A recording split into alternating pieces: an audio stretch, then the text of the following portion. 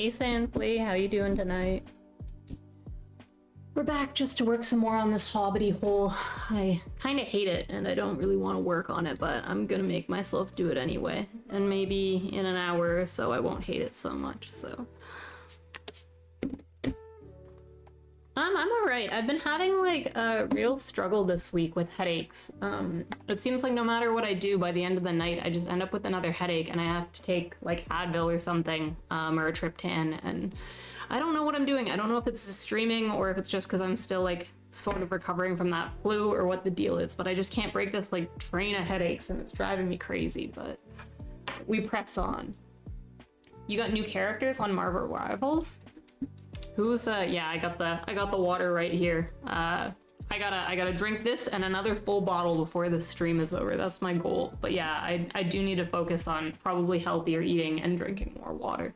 Maybe less tea, more water would be the move. What new characters did they load into Marvel Rivals? Actually, you know what? While we're having this conversation, I'm going to gonna open my Steam up and set Marvel Rivals to download. Although I don't know if that's that's a risky move given the recent internet struggles, but I'm sure it can handle it. I just don't want to forget. I keep meaning to.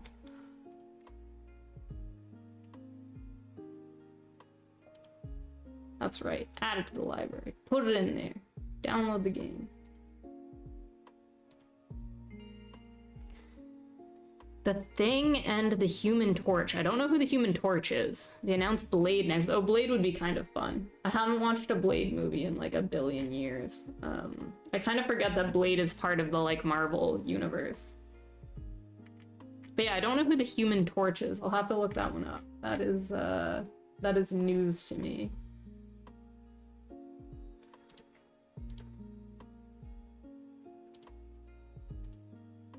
Okay. Marvel Rivals is officially installing on my gaming drive. We'll see if we crash our stream trying to download it. But if it downloads and painting seems like it's not going well for me today, then maybe I'll switch over and try out Rivals instead. They're both from Fantastic Four. Interesting. I'm not super familiar with the Fantastic Four, so I know of the Thing, but not the Human Torch. They had a new Blade movie coming out, but it got stuck and it might never happen now. I did see Deadpool and Wolverine. I actually wasn't that into Deadpool and Wolverine. I'm a big Wolverine fan. I'd say of the Marvel movies, like X-Men is probably my like favorite subgenre. Not like super into Deadpool, but I did watch Deadpool and Wolverine, and I thought it was okay. It didn't really like do that much for me. I didn't like it anywhere near as much as I liked the like older Wolverine films. Okay, the guy that they turn on fire and okay, yeah, I know who you're talking about. The Human Torch. What a silly name. Yeah, I feel like a lot of the Marvel movies lately like haven't really been like hitting for me. The like older Avenger movies were good, and like I really liked the older Iron Man movies and stuff, but I don't know, they just keep putting them out. I just can't keep consuming them, you know? Alright. I don't know where I left off on this thing. I don't know what I'm doing. I'm just gonna wet my palette down with the spray bottle. I'm holding myself to very low standards today for accomplishments, so as long as I'm here and chatting with you guys, then if painting gets done, it gets done. If it doesn't, it doesn't, so. You don't think it was that good either, but they got Wolverine back, so everyone loved it. Yeah, that's the thing, is like Hugh Jackman is like, he's Wolverine. They can't replace him with a different guy for Wolverine. He is the best Wolverine, so I was here for that, but just as a movie as a whole, like the story and stuff didn't really do it for me. You watched the new Captain America and it was mid as well. I believe that. I don't know if I have followed all the previous Captain Americas. Which number are they on for Captain America? Is it 3? I think I saw the first one, but not if there is a second one and now a third one. I haven't seen the later ones. Of all the Marvel superheroes, Captain America is one of the ones that, like, maybe it's because I'm Canadian. I don't know. I don't get it. I don't get Captain America. He's not a Marvel guy that I've ever been like, wow, he's cool. And I certainly am not a like, wow, he's hot girly. So can't get behind the Captain America nonsense. There's 3 now? Okay, yeah, then I haven't seen 2 and 3. I've seen 1, but like I said, I like the what's it called? I like the mutant stuff better. I like the original X-Men movies. Even the like later X-Men movies, they're not as good as the originals, but they are I like them just better. I find the mutant storylines a little bit more interesting than the like standard other superheroes. But I do really like Spider-Man, but I honestly I'm a Tobey Maguire Spider-Man fan. I like the original Spider-Man because I'm old, and that was my Spider-Man. So I think Tom Holland is okay, but Tobey Maguire is the Spider-Man I care about. I did like that they brought him and Andrew Garfield back though for that last Spider-Man movie. I thought that was pretty good. You know, the actor that plays him got into trouble because he said Captain America was more of a global hero and not only for America. Really? He got in trouble for that? That's so funny. The kind of things you can like get in trouble for when you like represent a brand are so funny.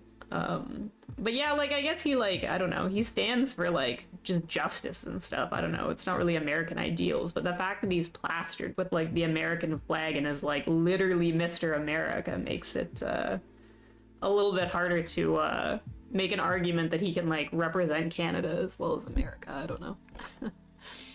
Mutants are coming after the next 2 Avengers movies. Okay, interesting. I want to know if they're planning on keeping this up. I want to know what they're gonna do with like all of the like deeply beloved characters. Like, are we sticking with the actors that we have? Like, are you gonna like keep Jennifer Lawrence in there? Are you like gonna like replace everybody again and like redo the entire thing over again? I don't know. I'm interested just to see what they decide to do with it. So we'll see what they get up to, but I'm not holding my breath.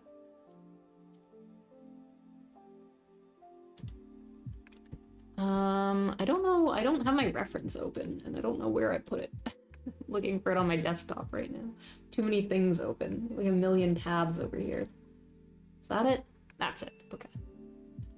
Not that I've really been using my reference for much. I've been kind of playing this painting a lot more just like willy-nilly by ear than I usually do.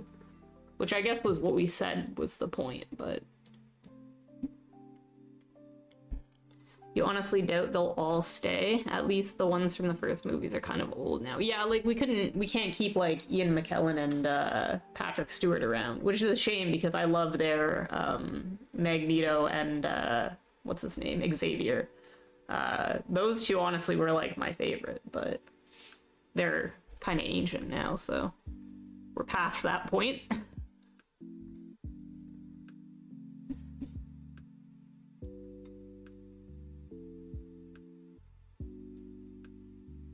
Mostly I just wish that they would start making like new like original concept films and stuff again. I feel like a lot of stuff is very derivative now, and we get a lot of these films that are like remakes and like they're supposed to be like from comics or from books or from like another property. And I honestly miss like just like original concept blockbuster films. I feel like it's been a long time since we've gotten like just new stories and new material out in the world. I kind of miss it. There is a lot of stuff that's come out kind of more in like the indie scenes in that vein. But I miss like Steven Spielberg. He's putting out a new like, when I was a kid, that like he'd make E.T. and then he'd make like the Goonies, and like you'd just be like, wow, this guy's coming up with concepts left, right, and center, and they're all genius. It's honestly better to watch an original news story than another story to push for the next movie. Yeah, and I guess that's the thing, is like there's a huge culture of what's it called, like fan servicing and merchandise sales and stuff like that comes along with those things. And I understand from a business standpoint why it's happening with these large like film companies. Just from a consumer standpoint, it's like not what I'm interested in. And realistically, the only way that they're going to stop doing that is if we stop putting our money where they're making it. If we stop buying the like unnecessary merch and we stop going to every single sequel they release for a thing, which I basically don't at this point anyway. I like, if I watch these things, I torrent them, and I don't, I can't remember the last time I went to the movies to see a like sequel for a superhero movie or something like that. So I didn't even go to the movies to see that Rohirrim anime movie when it came out, and I'm a pretty big Lord of the Rings fan, so.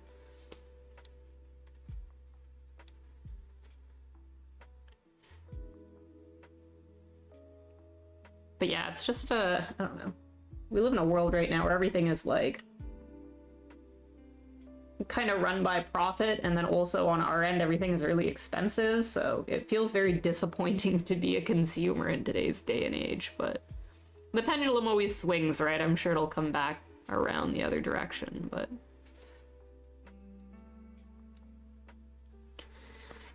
you only watched some of the new ones. You're expecting more from the Captain America movie, and that's why you watched it. Yeah, it's a shame when they let you down. I think the only like new big movie that I've seen recently is I did see Wicked, mainly because I was a big fan of the Wicked book when I was younger, and I thought it was fine. I didn't get the like hype that people kind of went off about it on. A ton of people I know were like, oh my god, it's so good, you have to see it, you're gonna love it. And I was like, yeah, it was okay. It didn't make me like irately mad like a lot of films I've seen recently have. And I wasn't like super annoyed at it, but it certainly wasn't like groundbreaking to me. It didn't really do that much for me. But I'm a picky consumer when it comes to this kind of thing, so.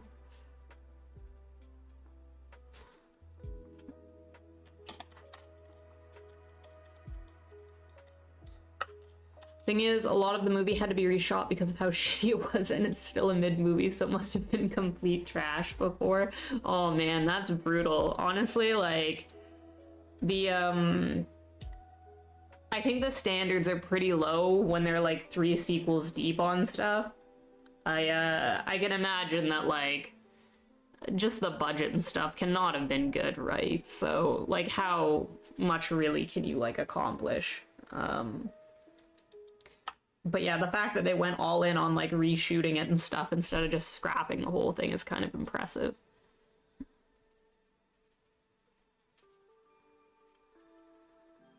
But I do want to go see, I haven't seen Nosferatu, and I've heard a lot of good things about that. And even though it's technically a remake, which goes against the complaint I was just making about them remaking everything instead of coming up with original concepts, I do want to see that. So if I don't, it might be out of theaters here by now, but I will probably watch it at home. Other than that, like, I can't remember the last thing I heard about that I was like, ooh, I can't wait, I gotta get to the movies to see that when it launches. I guess the Dune movies, I've liked both the Dune films. Those are probably the last thing I can remember seeing in theaters that I was actually like excited for and happy with after I saw them. But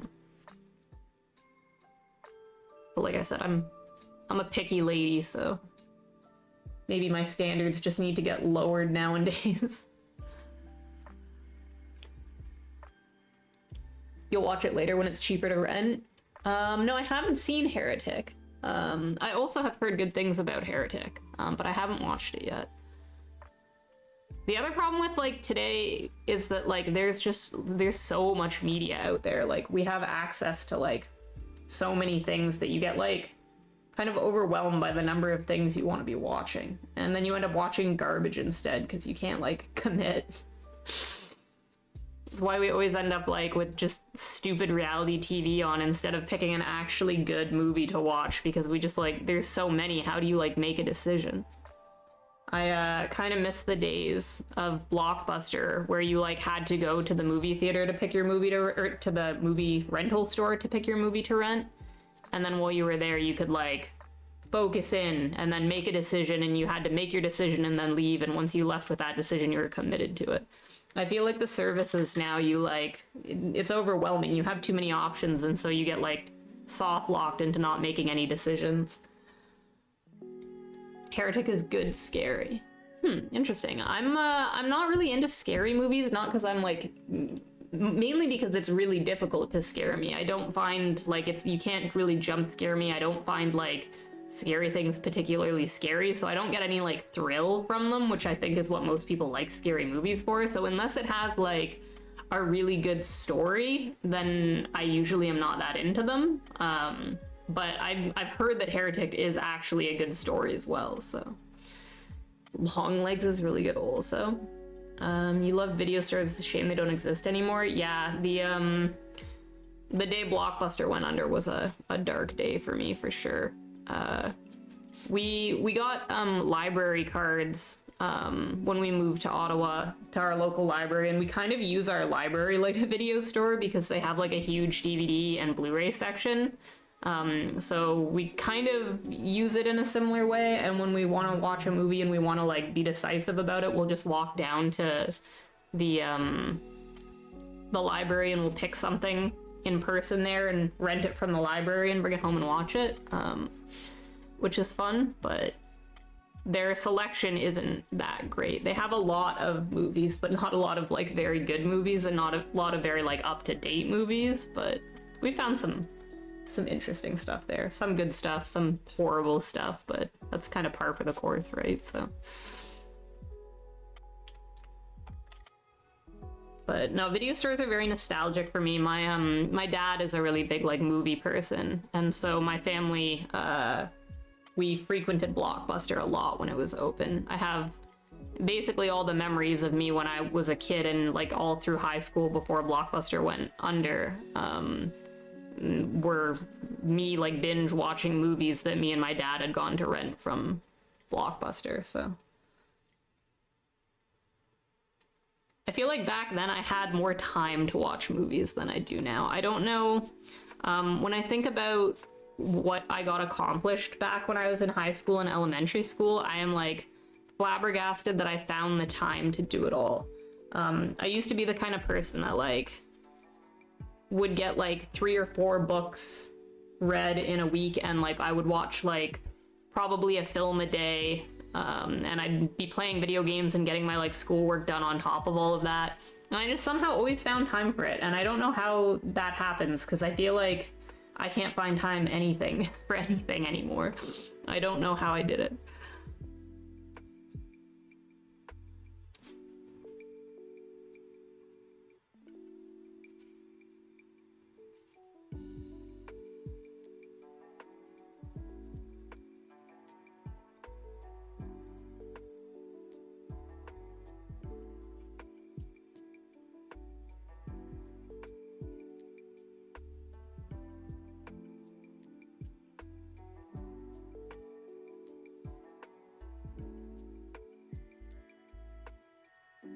Like I said, I don't know how I feel about this painting and how it's coming along, but that's okay.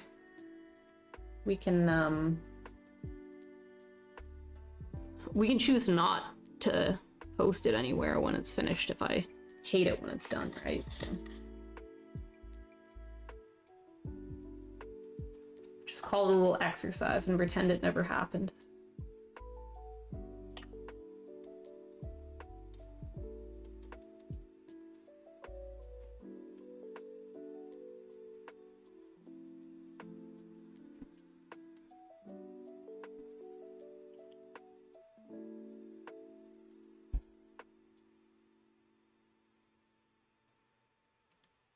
Damn it, did we just miss me? What do you mean, miss me?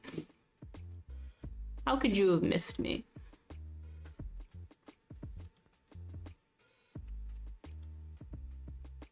Different angle today? Yeah, a little bit. I am constantly trying to fuss slightly with my setup so that things feel a little bit more ergonomic. One of the problems I've been having is the distance my eyeballs are traveling from my computer monitor to the art for the reference. The like further I have to look, the like more it discombobulates me and the more information you lose while you're like looking back and forth. So I tried to shift everything on my desk a little bit so that I'm looking, my like art is looking more in the direction of my monitor. And we'll see if it works or not. It looks good to you. Is that where the DDR cabinet will go? Yeah, I have to make a call. I have to get rid of the couch, and I probably couldn't do my silks anymore, but I could totally fit a DDR cabinet back there if I got rid of literally everything else I own.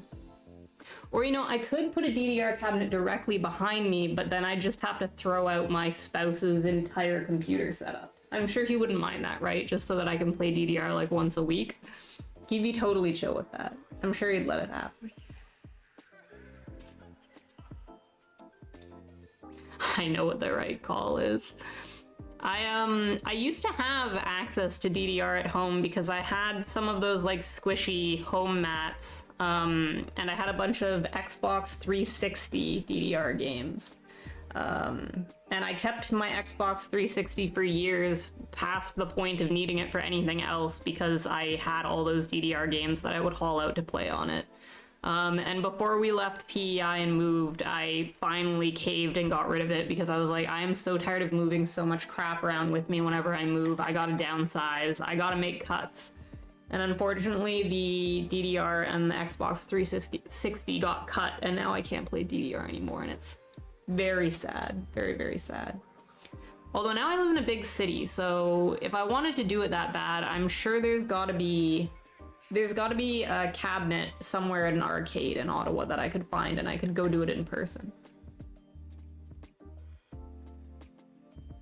But kind of like any sport, if you play DDR and you take like a break from it, you find pretty quickly that it's a sport that you need to do regularly or you lose your capacity to do it. Maybe it wouldn't be the case if like you had really good stamina and you did other sports that kept you really fit, but whenever I've taken breaks from playing DDR, I come back and I'm useless. I'm absolutely useless. I can't do it. I have no stamina. I get one song in and I'm like winded and my stomach hurts. But I'm really bad at staying in shape. I always go through like phases of being fit and then like life gets in the way and then all of your progress goes down the drain and you're like, well, it's a lot of work to get it there. Do I really want to do the work again to get it back up there?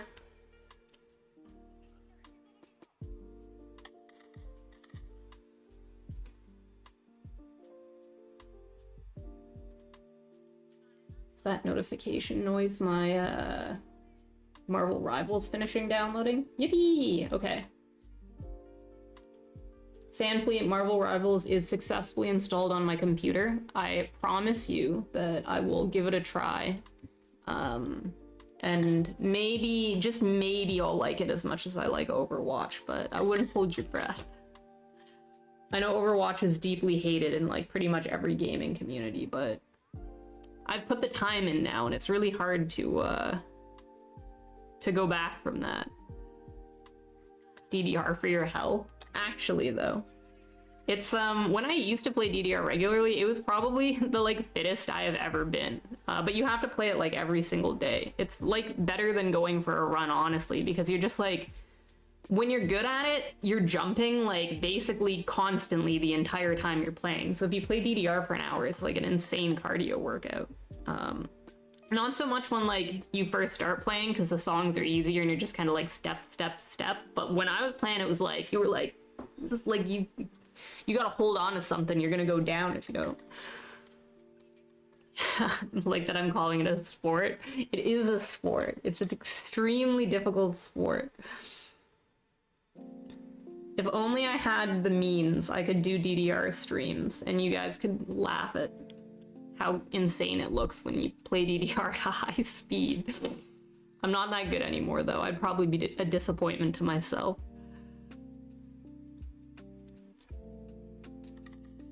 I should actually look into how complicated it would be for me to capture console games, because I would love to do Rock Band streams. I don't know what the, like, I'm assuming you couldn't keep the VODs, right? Because the music is copyrighted, but you could definitely, like, stream it at least. And I think Rock Band streams, especially if I could wrangle some of my friends into doing it with me, would be kind of fun. And I'd like to stream Beat Saber and Pistol Whip in the future, but you kind of need like a green screen setup to do that. The people who I've seen do it, like, it's kind of complicated because you have to be like in a VR headset and then they get a green screen so that like it looks like you're really doing the thing. I don't know how they do it, but I should look into it because I think it would be a fun thing to stream.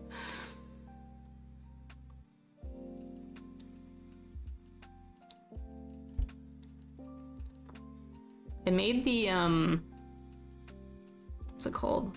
The grass up here way too vibrant, so I've just been kind of mashing a bunch of like olive tone green in over areas.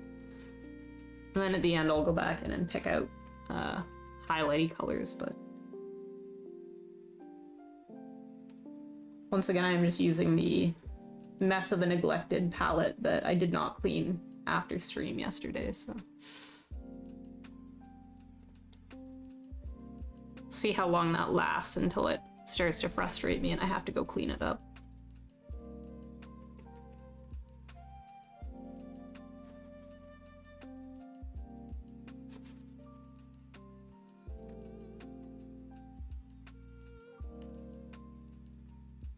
Need Seribot for these guys? Is that a bot that will remove them from chat? I'm gonna write that down.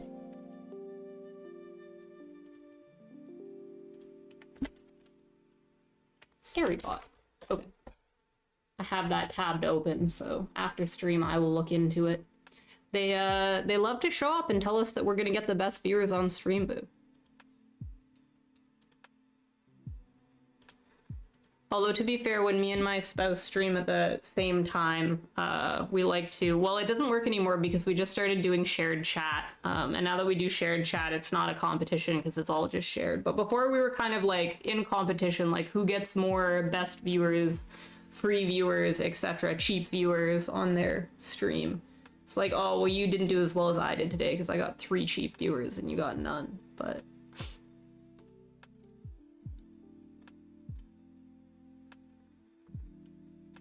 I did make a throne wish list. Sandflea, who has been in chat and is usually in chat because Sandflea is our #1 stan, bought me a pair of goth fox ears off throne that I'm waiting to be shipped. So we're gonna, when they arrive, we're gonna do some kind of a goth stream where I become goth fox mode, and we'll probably paint some miscellaneous goth fox painting to celebrate. But yeah, I've got a couple of things on there that would definitely help with my setup. I've showed it before. I won't show it now because it's kind of a pain in the ass to move my other camera to look at it. But my camera setup for the art camera is literally like poorly attached together. It's like a mic stand arm that has like a tripod like velcroed into the mic stand, and then like phone holder camera thing jimmy rigged onto the tripod. That's like, it's chaos, and there's a lot of velcro, and it slowly shifts as I'm working. And I have a like a proper camera arm that has like a built-in ring light above it that I want to get, that's on my wish list that I'm probably just gonna cave and buy for myself, because every time I try and like fuss with this camera, it like all collapses on my head. But you know, it's a tough streamer life out here. It's the stuff you gotta do when you're starting out, right? You can't just like go all in on equipment when like you've only just started. I'm not that professional, so we just struggle through it with the duct tape that we have available for the time being.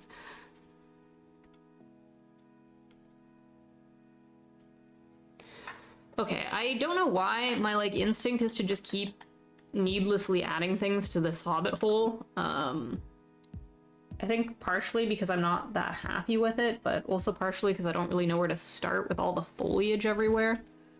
But we're gonna force ourselves to cut it out. I did work on this like really slightly after stream last night, while Goldie was playing his Elden Ring. But I didn't last very long because, like I was saying, I keep getting headaches and I don't know why. It honestly might have something to do with streaming, which is not good, but probably it's on me to take more breaks and be a little less long-winded with streams than I have been.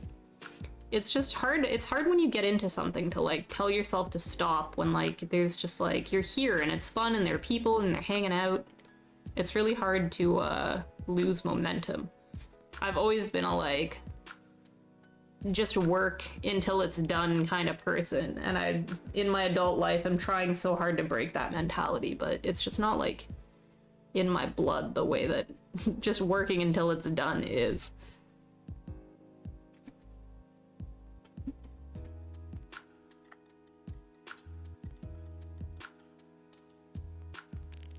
Foliage is tough.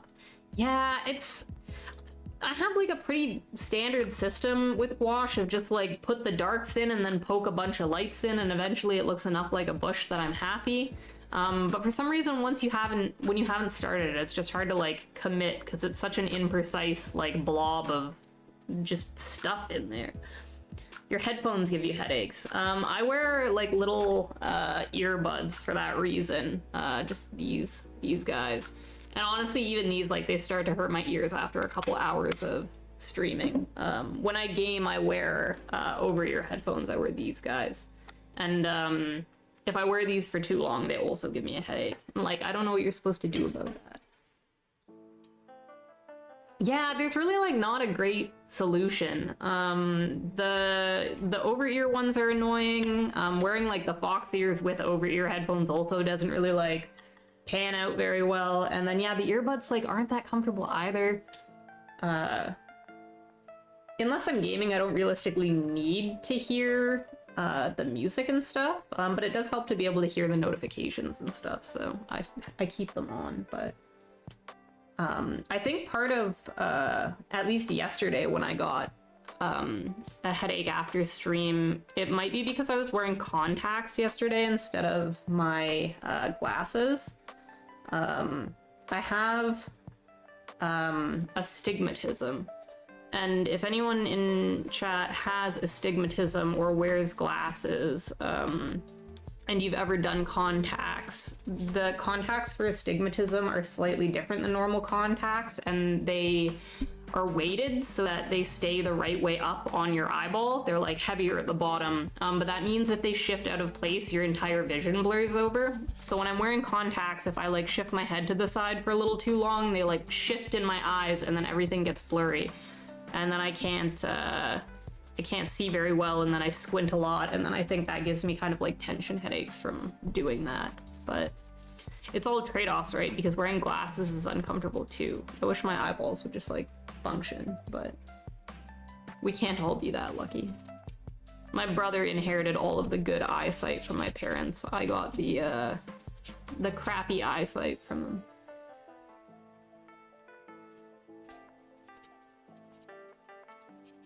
I blame my father. He is the one with the poor eyeballs.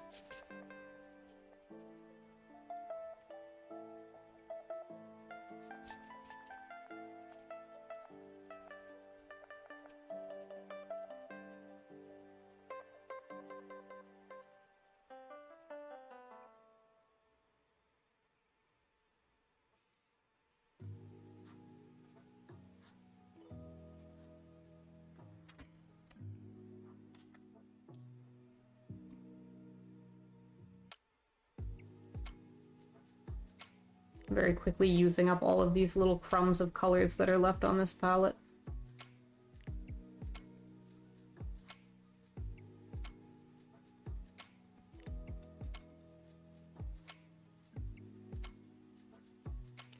Okay, so I'm gonna try and block in just dark areas for some of this foliage. I should maybe do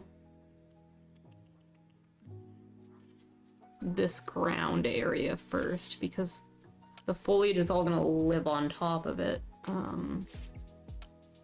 So if I'm smart, I will fix it up a little first so that I'm not trying to work under and around all of the little leaves and bits.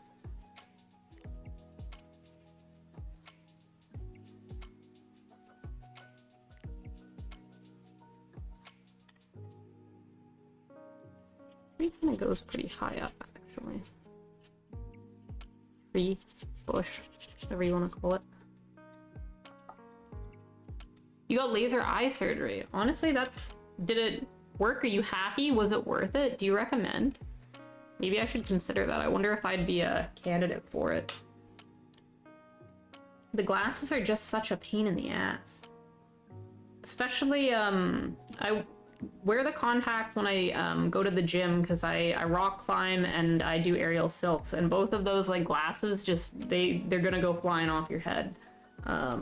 And so I always wear my contacts when I'm doing those, but then my eyesight just gets blurry because I'm flinging my head around, and so it's not a good solution. And if I really thought eye surgery would fix that for me, I'd seriously consider it. One of the best things you spent your trade money on. Interesting. Should look into it. The next time I have an eye doctor's appointment, I'm gonna ask about it. Was recovery bad for it? Did it take a long time after surgery for things to get like normal for you?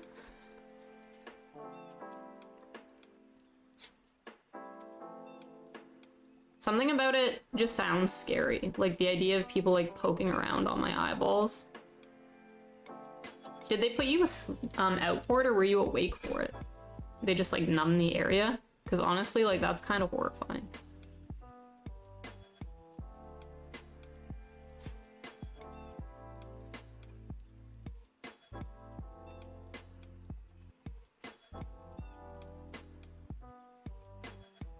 All right, we have to get some of this ground color mixed, so I'm gonna cave and put some new wash on the palette.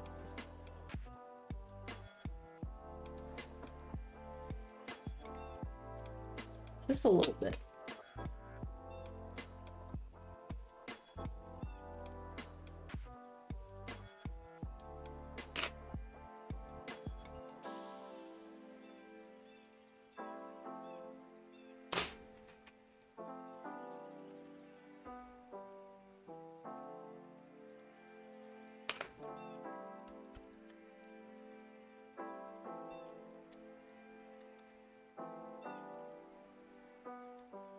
Wasn't pleasant, but they gave me Ambien, and that was nice. And the recovery was not bad, but it's disorienting depending on what type you get. You got PRK, which dissolves the top layer of your eye. What? And then it grows back, so vision is worse until it's clear. That sounds so sci-fi. Dissolves your eye? I don't know, man, that's scary. But if you're saying it wasn't pleasant, that's palatable. That's, as long as it's not, like, insanely uncomfortable and, like, really painful and that it takes, like, weeks for you to, like, feel normal again. Like, if it's just unpleasant, like, we could live with that. You were living with shitty roommates who had randos over, you couldn't even tell who was who. Are you sure they were randos, or did you maybe know them but you, like, couldn't tell because they were so blurry? Wisdom teeth were worse, and tonsils out was the worst. Wow, you've had to go through it all, eh? They tried to get me to get my wisdom teeth out, because I'm one of those people that I grew too many wisdom teeth. I didn't grow just the 4 that are standard, I grew 6. So I have, like, too many teeth in my mouth. And my dentists were like, we should take those out. And I was like, why? And they were like, well, because people have trouble brushing them and stuff, and then it can cause problems. And I was like, okay, but, like, do I have any cavities back there? Like, is it a problem now? And they're like, no, but it, like, could be. And I was like, that's not a good enough reason. Like, I can try and, like, brush them and floss well and be careful about it. And if it becomes a problem, then we'll talk. But, like, if it's not a problem now, they're staying put. Save some wisdom teeth for the rest of us. Hey, you had yours. You chose to get them taken out. You could have told them no like I did. But tonsils sounds bad. I've never had any tonsil problems, thank God, but I can't imagine having a tonsil removal surgery. I've been very lucky in my life. I haven't had a lot in the way of mishaps. Like I have my health problems, which like are, I guess in their own way, bigger mishaps than someone like just breaking an arm at some point would be. But I've never broken any bones or anything. So the only surgery I've ever had to have is I had a dental surgery where they had to cut open my gum because I had like a cyst growing in between the roots of 2 of my teeth. And so there was like a loony sized like just cyst in there. And so they put me out and cut my gum open and scooped out this like loony sized cyst and closed it back up. And it honestly wasn't that bad. Like I was out for the surgery and it took like half a week to recover. And like, it was like painful, but like you take some Tylenol 3s and like, you're fine. But yeah, I've never had to have like, I don't know, like they cut into your neck or they cut into your like body anywhere surgeries. That sounds bad. But you got all the main ones done, so I guess you're safe now. Oh, that's not true. I guess you could still potentially need your appendix out, right? You haven't gotten that removed yet. That's what you need to complete the set, is the appendix removal.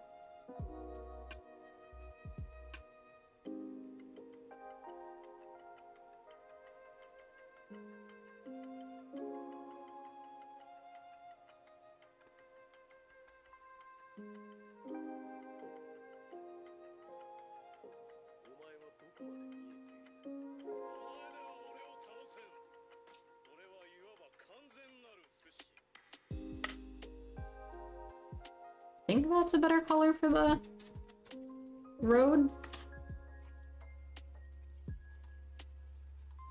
So again, I'm gonna try and put the darks in and then we'll go lighter afterwards. The dirt color at this Hobbit hole is very Prince Edward Island. It's got that PEI high iron red dirt look to it.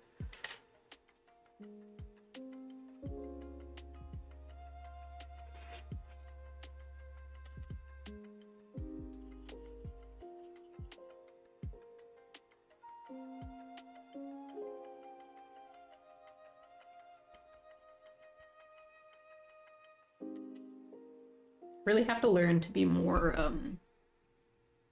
generous with my paint mixing with gouache. Honestly, kind of in every medium. I'm bad for this in acrylic too, of not really mixing enough. And then laying everything on thinner than I should be because I didn't mix enough.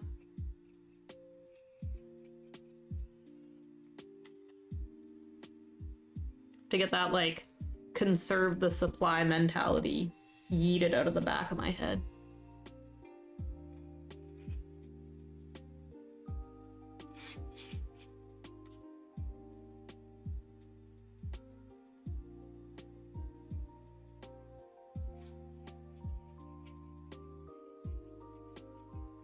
I guess I should try and get some of these little rocky guys blocked in. Let's see, where are we gonna start them living?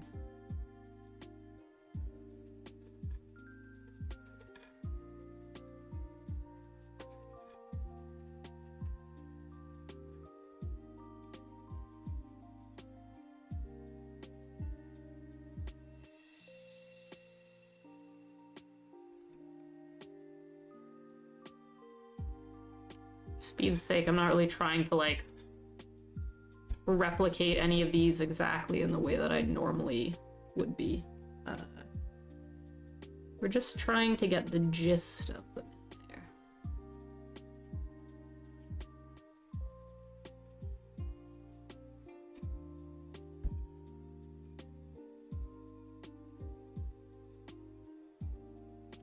You did a real good leg break too, wouldn't recommend. Oh no, so you've really been through the ringer. Your leg broken? That's awful. That sounds like that would have been a rough one to heal. I can't imagine that's just a like couple weeks. I would assume you were in a cast and you had months of post physiotherapy and stuff like that. Not fun. It's only a couple years ago, so you weren't young either. Yeesh. I don't know if that's worse. I guess as a kid, you just kind of like, you'd get to forget it eventually. But as an adult, you like really like, you remember when you get hurt as an adult.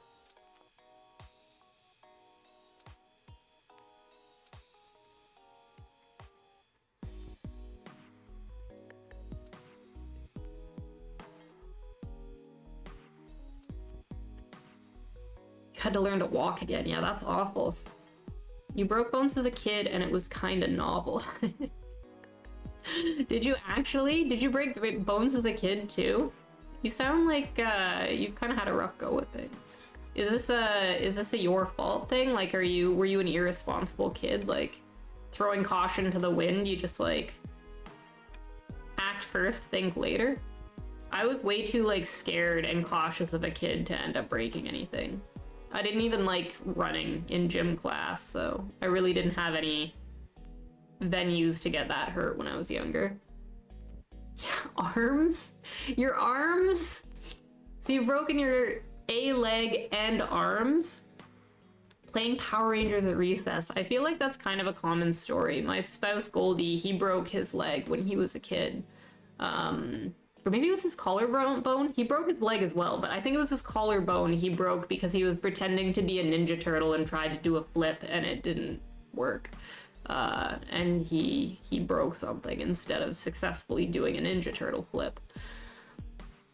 Playing Power Rangers at recess. And second time it was skateboarding. See, that I can see. I skateboarded a little bit, but I never got good enough to be doing like any like tricks really. Like I could get from point A to point B and like pop an ollie, but I couldn't do anything better than that. So whereas my brother was the skateboarder and like I'd go with him to like the skate park and he'd be doing like sets of 12 jumping down like staircases and stuff, and like I'm surprised he got away without breaking any bones, because on all accounts with the behavior he was giving, he should have, but he never did.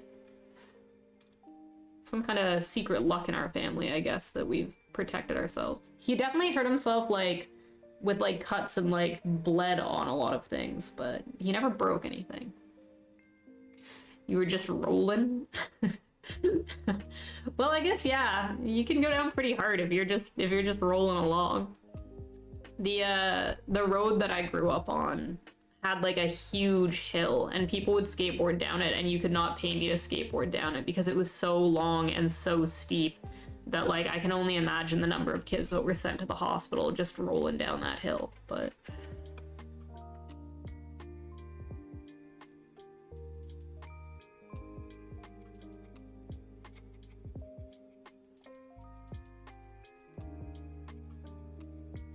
I mean, the era we grew up in, like, skateboarding was too cool to pass up. Like, you wanted to be a skateboarder, so you took that risk upon yourself. And I guess it didn't pay off for you. But I bet you looked really cool, though. And I bet when people learned you injured yourself skateboarding, everyone thought you were really cool.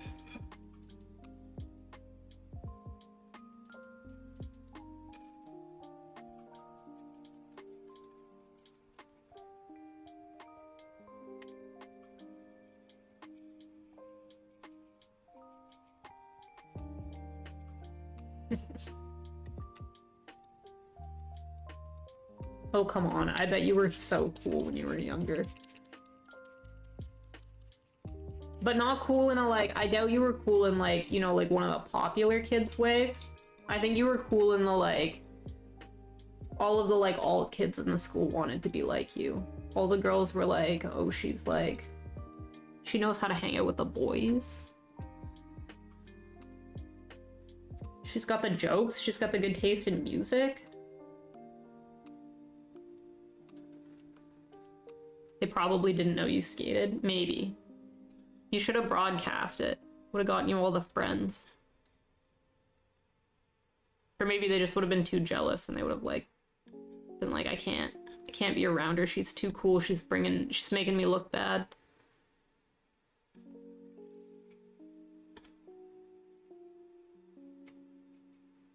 It's really funny, as an adult traversing the landscape of making friends so differently.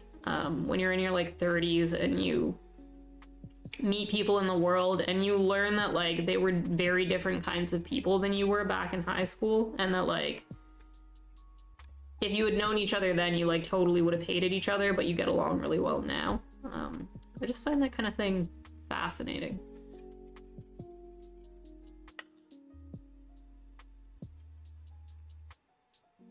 How people's standards change when we mature. Our priorities change.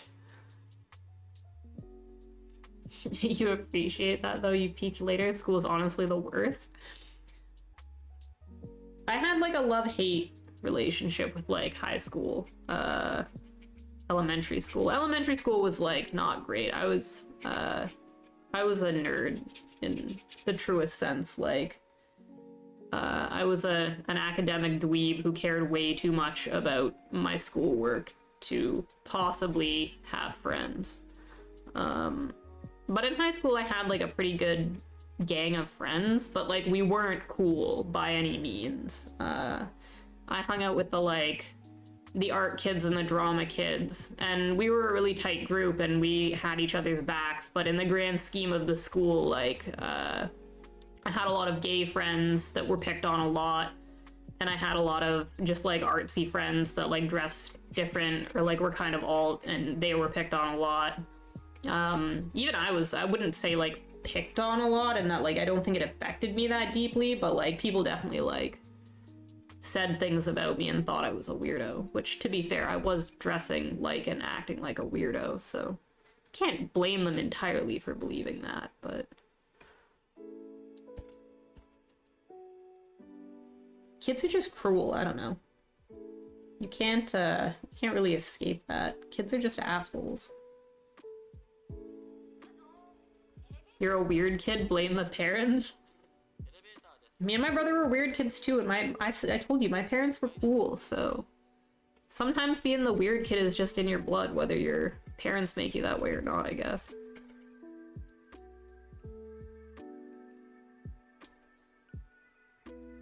But no, it's nice when you're like not cool when you're young. Not for you like when you're young, but it's nice from an adult perspective to remember what that was like, because it really puts into perspective the like appreciation you have for your life now. There's a lot of things about who I am now and what I do with my time and like who my spouse is and like the way I live, that if I told young me about it, I would be so stoked. I would be like, so like, oh, I didn't know we were capable of that. I didn't think like we could be like that. It's like, I didn't think I would have a like attractive spouse and like be able to do any kind of like physical hobbies like rock climbing or like aerial silks. Because you just tell yourself when you're a kid, right, that like you're a certain kind of person and that's not for you, and you get in your head about that stuff. And certainly when I was younger, there's no world where I would have believed that I did any of that stuff as an adult, and that I was like a person who like goes to raves and dances and stuff like that. But so it's nice because you can look back and be like, I was a little dweeb and I thought I was gonna end up just like trapped in dweeb land forever. But then sometimes you get to escape dweeb land, or you create new cool dweeb land. Kid you would be pretty stoked. That's what matters, right? Think back and you're like, you know what? If Kid me would have been satisfied with what I'm doing now, I gotta give it its credit. Honestly, Kid me would just be stoked that I still like find time to play video games. Be like, what? You can just like stay up all night if you want and play video games and no one can stop you? Why don't you do that every night?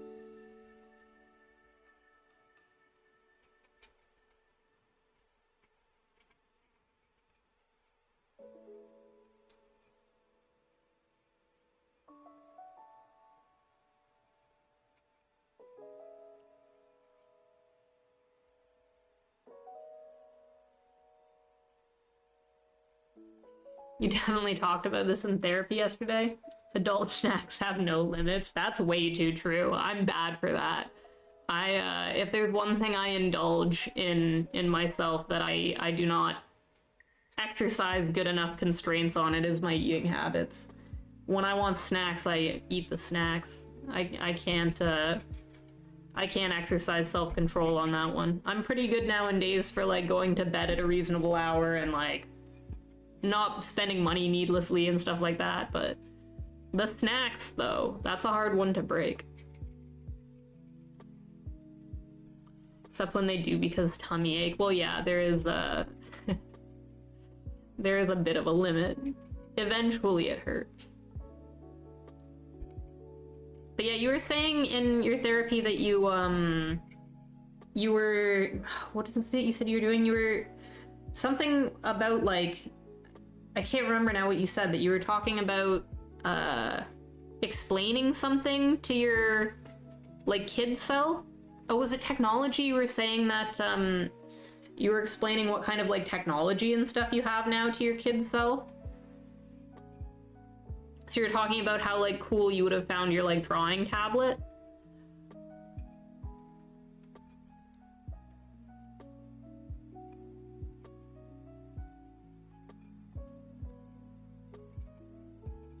I certainly grew up in an era where like I would be wildly impressed by technology that exists now.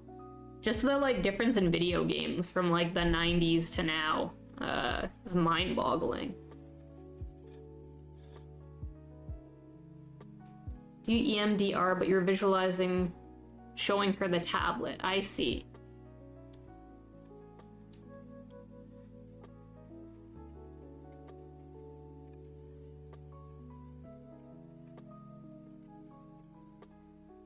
But yeah, it's strange when you think back to like what you were like when you were younger, and that you're still that person, but you're also like definitively not that person.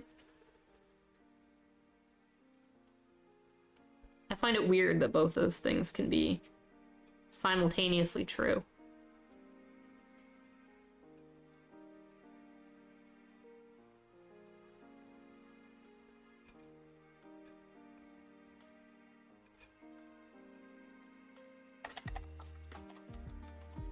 I want like some dirt texture on the ground up here, but I don't really know how to achieve it.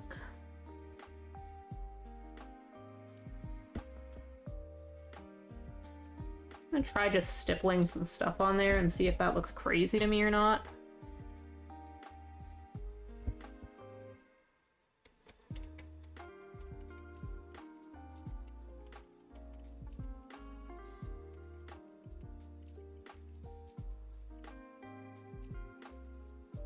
I don't hate it.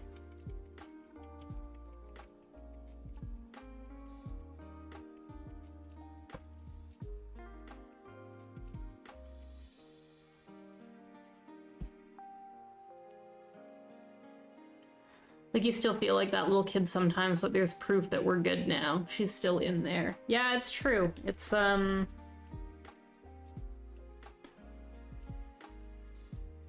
when you are younger, you feel so much like the things that people say about like, oh, you'll feel differently, like things will change when you're an adult and like you'll understand when you're older. You get kind of incredulous, like, bro, I understand now, like, don't like talk to me like I don't know what I'm talking about just because I'm a kid. But then you grow up and you're actually though like, oh no, things do like feel different from an adult perspective, and like you do look at things a lot more differently than you think you're going to when you're younger. It's like I said, it's a very strange experience growing up.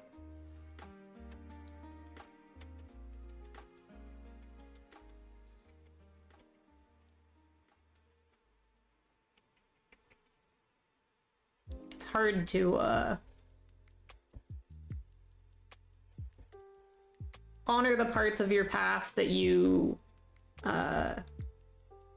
like about younger versions of yourself, and also like be done with parts of like previous versions of you that like you don't resonate with anymore, and that like in the past you've been like kind of an asshole about things, or like just had a big head, or just thought you knew what you were talking about when you didn't, and it feels strange to like be like, oh, I totally like was on to something when I was a kid in this regard, but in another regard, like I was so upset about things that don't actually matter, and I thought it was so important, but you grow up and you realize, like, nah, it doesn't actually that much. Next time, you'd like to just be a pet for a nice couple in the next life, honestly. For real, though. That's the move. To be fair, like, there's still time. You could probably do it in this life. There are people who are here for that kind of thing. There might be a nice couple out there willing to keep you. You just have to find them. Cat seeking sunbeams. Honestly, I get so jealous of pets' lives. They just seem like they're like so at peace with sleeping all day. When I choose to sleep all day, I like guilt the hell out of myself for it, and honestly, even if I didn't, I like kind of feel like crap. Like it, like your body doesn't enjoy it. And then I see like a cat or a dog, and it's just like it's soaking up the sun, it's living the dream. It's like, how do I get to be like you?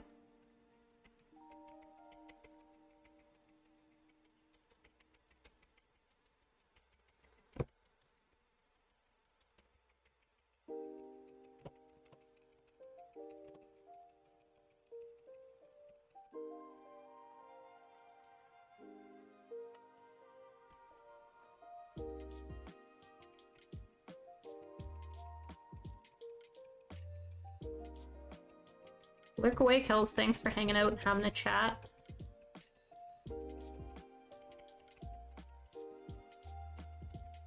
And thanks also for the free entertainment you provided all morning.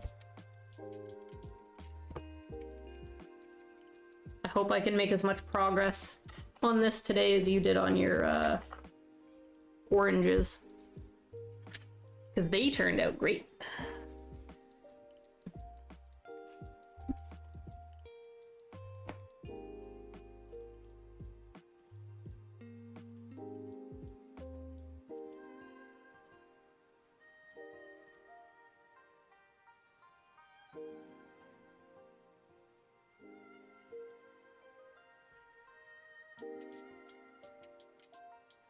I'm not sure how I feel about this ground situation, but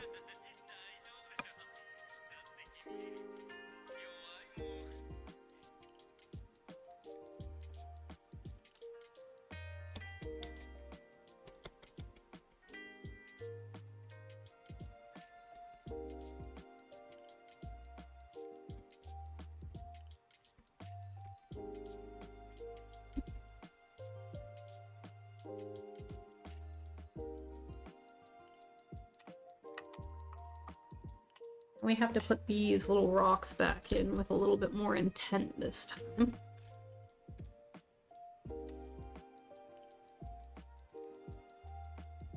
Honestly, giving a nice little dark outline to just a couple of them will probably go a long way.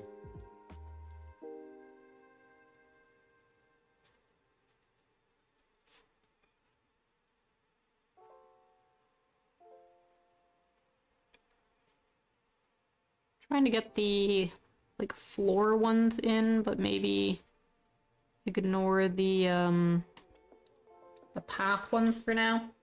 The path ones, realistically, I should put in after the bushes behind them.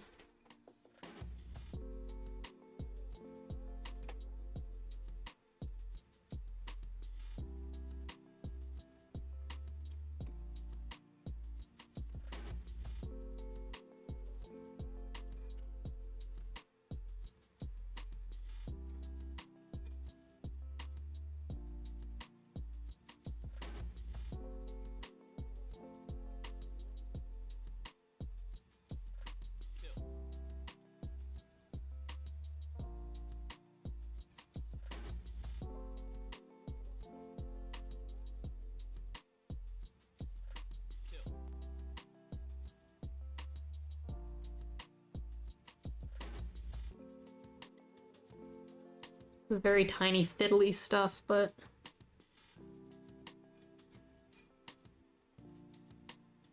may or may not be worth it in the long run to have added it all. We shall see.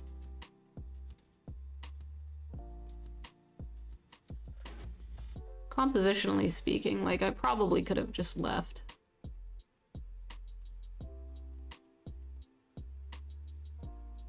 This entire road area is just like blank, rockless dirt road, but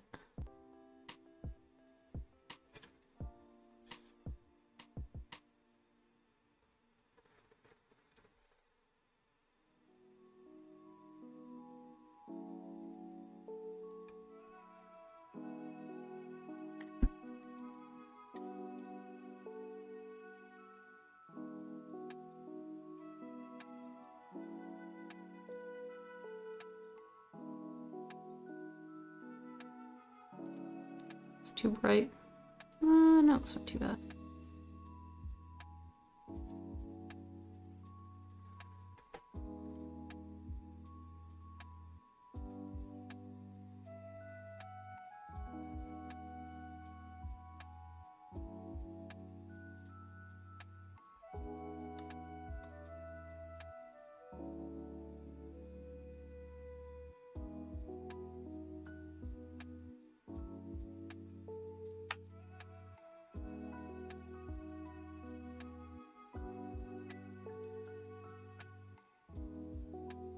Ooh. Very hairy brush. Don't know where that came from.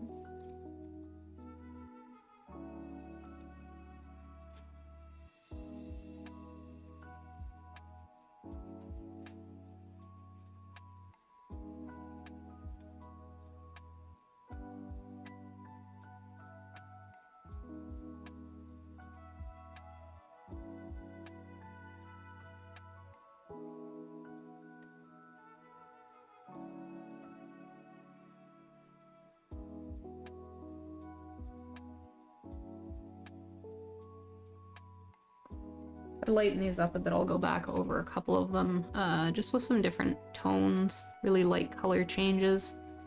Some of them are a little redder, some of them are a little bluer. Pick a little bit of that red up now and just pick a couple.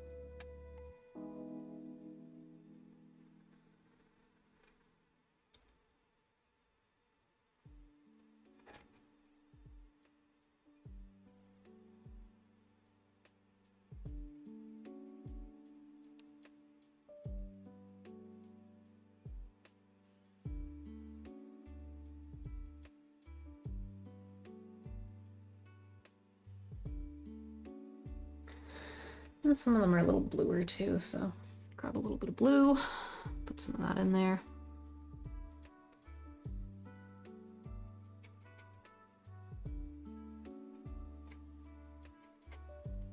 A really slight color variation really adds a lot of like depth and reality to things.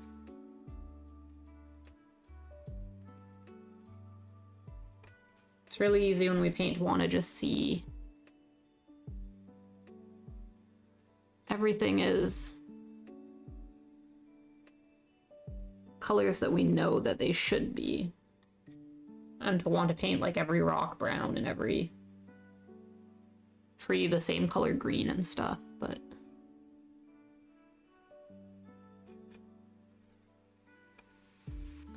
the variation is where all the life comes from.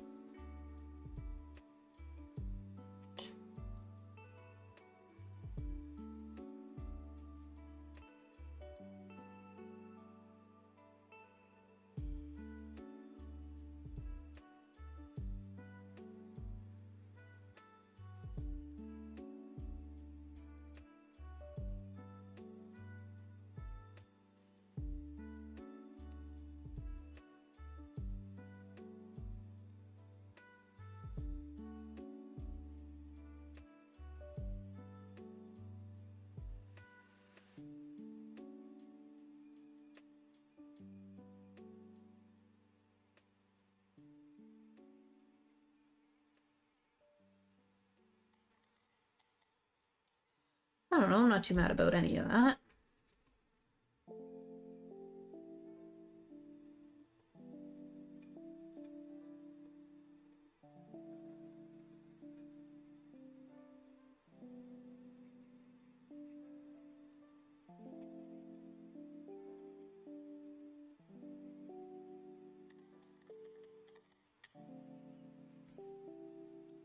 I suppose I should be drinking some water. I did say I was going to be better for this today.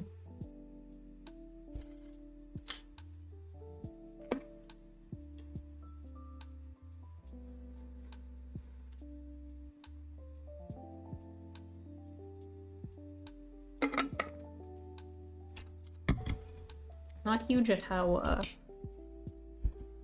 this area right here looks.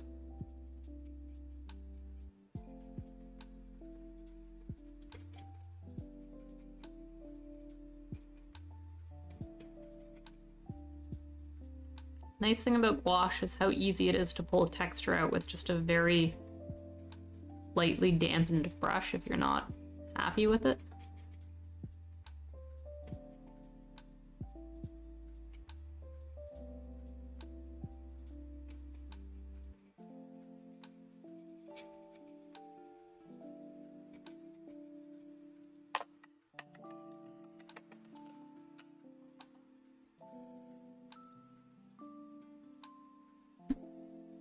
We can do this stuff on the left.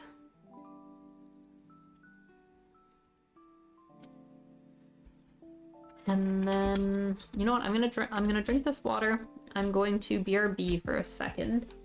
I'm gonna make a tea, even though I said I was gonna drink water and not tea, but I'm gonna get more water, and then I am going to get tea with my more water. We're gonna drink both, and then we're gonna have to probably immediately BRB again because it's gonna make us have to pee so much. But I need some more water and I need a cookie.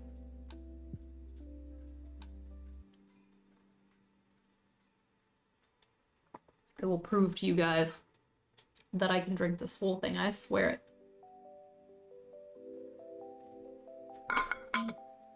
Okay. Bottle 1 done. We will be right back with more liquids.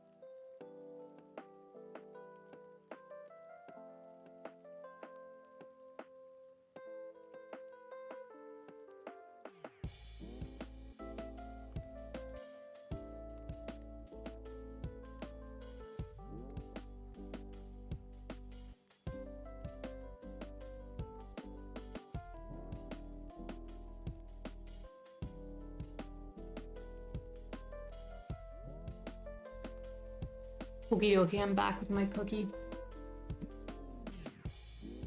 The last cookie.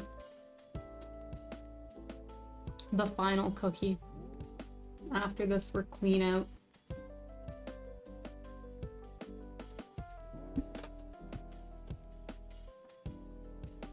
Oldie's gonna have to get on that.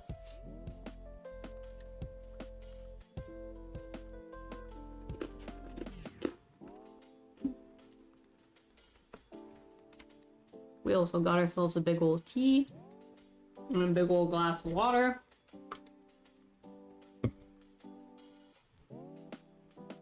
I don't know that I'll stream for very long today. Maybe another hour at most. But I'm gonna try and see if I can get this whole this bottle of water drank before I quit stream.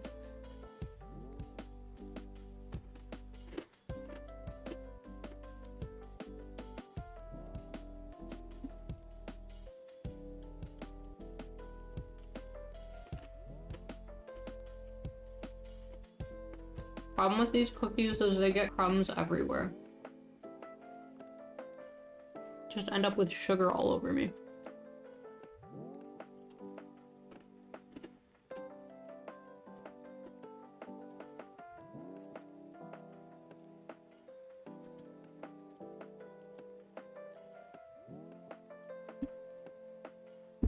Okay, we're gonna do these guys.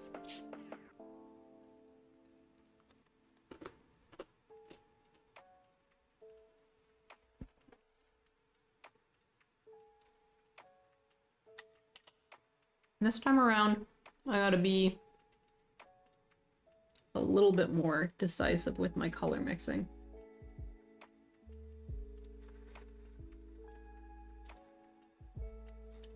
It's pretty yellow. I have no fresh yellow on this palette. I have to get some out.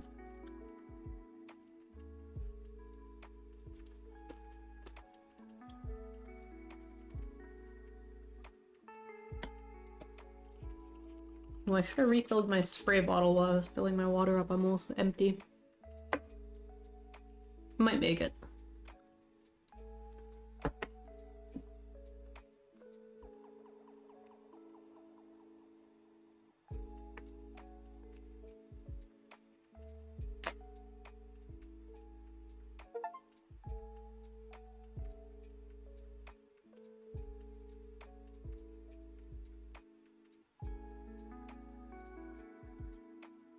Just heard a strange notification noise.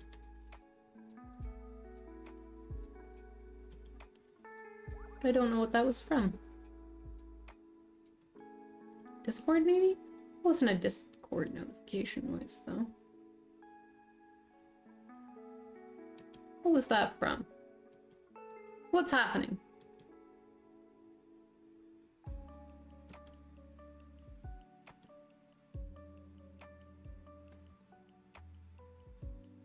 It's really odd. I don't know. EA Games is now open for some reason. Was it that? I didn't tell you to open. No? It's a mystery to me.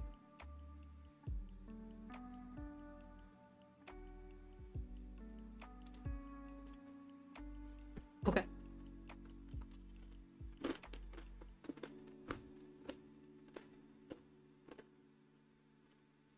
Finish the cookie, paint the bush.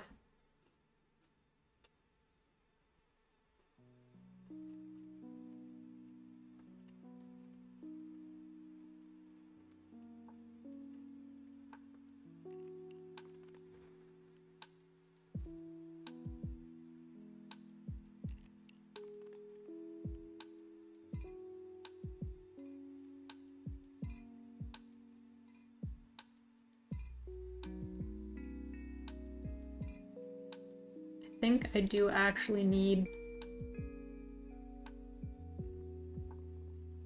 a darker underlayer painted down. This is still kind of sheer, so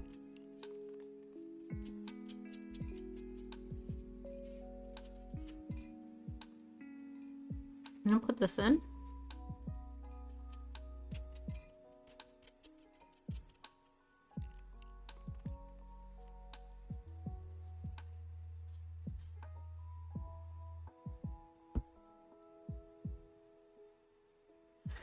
And we're gonna get into the black and really darken this bottom half of it up.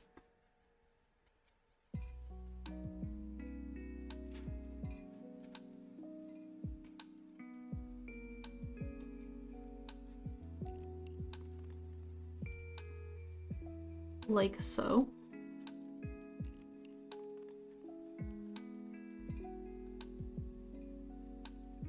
And while we wait for that to dry, we'll stick the grass in underneath it.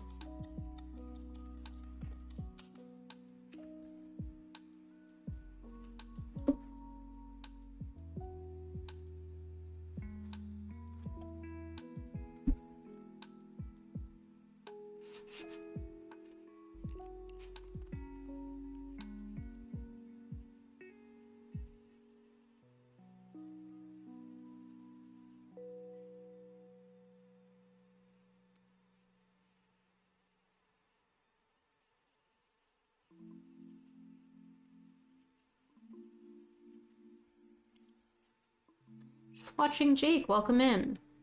You like being able to see the palette? Great painting, thank you. I am experimenting lately with trying to challenge myself in styles and mediums that I'm not that proficient in. I am a pretty good acrylic painter, and I'm pretty good specifically with like photorealistic still lives in acrylic. But that's more skill-based and less art-based, so I've been trying to do stuff like this that's a little less precise and a little more just inspired by. And I'm using gouache to also just try and get my brain thinking about different mediums. So far I kind of hate it, but I think I mostly hate it because it's not really what I'm used to painting.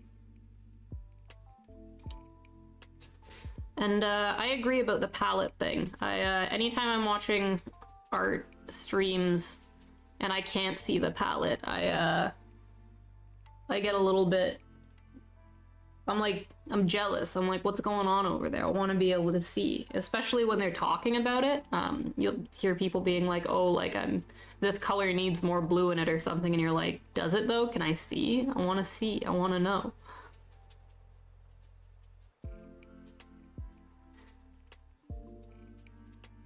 Our palette cam's honestly kind of a little potato quality, but it does the trick.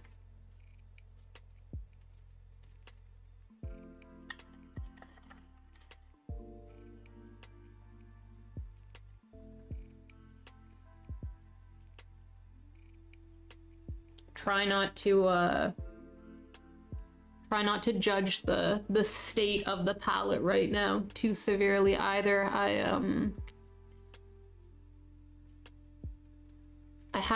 I didn't clean it after yesterday's stream and have just been painting today using the leftover dried gouache from yesterday. Because I'm stubborn and that's what I've wanted to be doing for some reason. But it means everything here is kind of a mess and there's lots of little dried up chunks of gouache that we're just like slamming to try and rehydrate.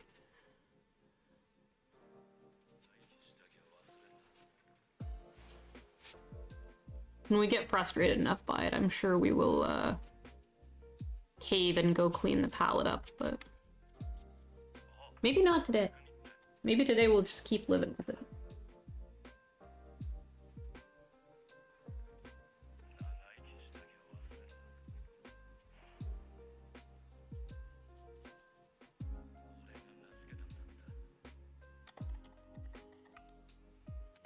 This is almost dry enough that I can start layering on top of it. I am also just going to slam a bigger, darker patch in the bottom here for this bush.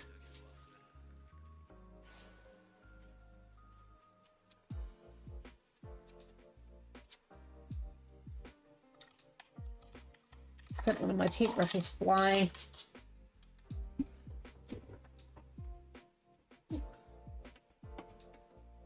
He is not lost forever. That pencil that I dropped yesterday is still lost forever. I didn't go retrieve him. He lives with the radiator now.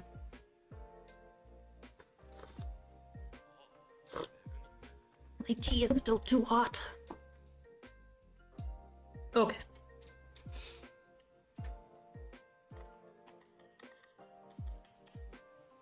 Feel like I had a chair that could like go lower than this one, that I would slouch way less and become less of a little goblin shrimp, but this is as low as I can get this chair set. Alright. Just gonna start layering it in.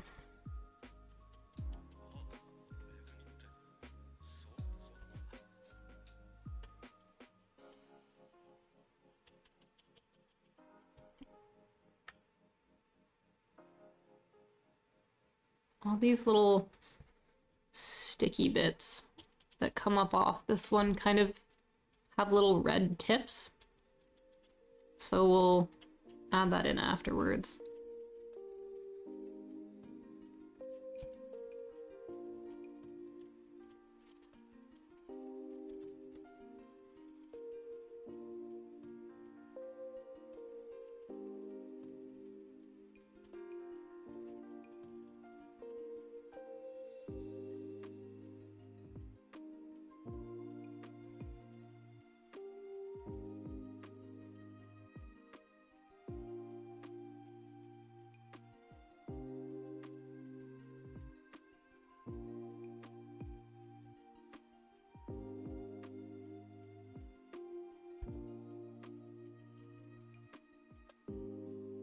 One thing that I have to try and remember when I'm painting landscapes like this, and I'm trying to be a little vague about it and not following the picture exactly, sometimes my instinct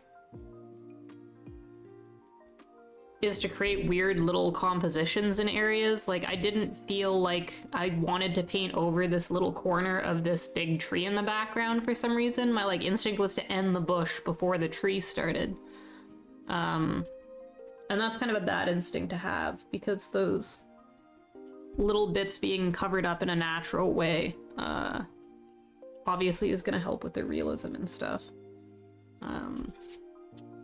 Sometimes your instinct, you'll find, starts creating these, like, ideas of, like, micro compositions. Because you don't want to touch an area, or you don't want to mess with an area that you like or something. You have to override those feelings.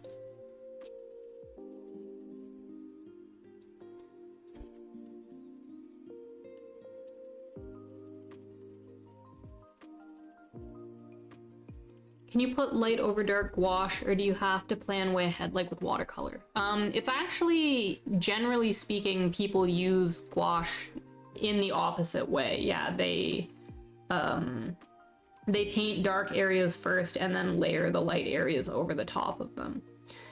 Now, depending on the colors you're using, that can sometimes be problematic. For example, for some reason, gouache reds are really, really heavily pigmented. So if you were to do a dark base like this here, and it was just straight tube red, and then you tried to layer clean white over top of it, then you can get issues where that white will pull the pigment up through it. And as the painting sits for like an hour, that white will slowly turn like bright pink. And you can get around this in a couple ways. You can use acrylic gouache if you prefer, which doesn't rehydrate. Or you can do little areas like that with acrylic, or just acrylic gouache over the top. Or you can, yeah, like plan ahead and try and leave those specific areas clear. But generally speaking, the like traditional way of working with gouache is the opposite of watercolor. You lay down the big blocks of dark and then you lay the lighter colors over top of it. The only real difference between gouache and watercolor is pigment load. So there's way more pigment in gouache than in watercolor, and they add chalks to gouache so that it's more opaque. So it covers the things underneath it really nicely. Whereas obviously watercolors are formulated in the complete opposite way. They make them specifically so that they are sheer and you can build really thin layers, but it means you're counting on the lightness of the page for the lightness areas in your work. Gouache doesn't really work that way. So if you've painted with like acrylics or anything like that, gouache isn't too far off from using the same kind of concepts, but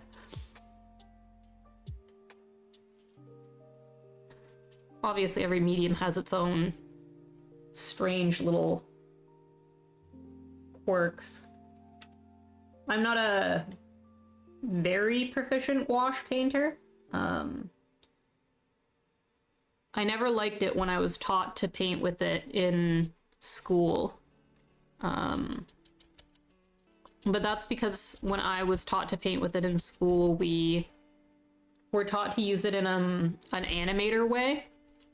And when animators paint with gouache, they mix very large batches of every color that they're going to need.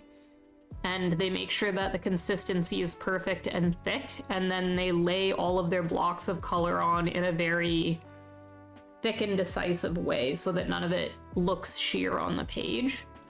And that's really handy for people who are cartooning or doing animation, because that obviously means that from slide to slide, if you have to do like 20 images of Donald Duck to be able to animate Donald Duck like running across the screen, then it becomes very easy to control that his color is matte and one solid color, and it's the same color in every single still. But that meant when I was trained to paint with gouache in school, it was a very rigid approach where it was a lot about like mixing perfect match colors and not muddying them by over mixing them on the canvas and stuff. But those rules are only really valuable if you are using it to animate. If you're using it just as like a painting medium to make a nice picture, you can kind of throw all that crap out the window and do whatever the hell you feel like. And so I'm growing to like it a bit more now because I've kind of thrown out that expectation that that's how you're supposed to paint with it.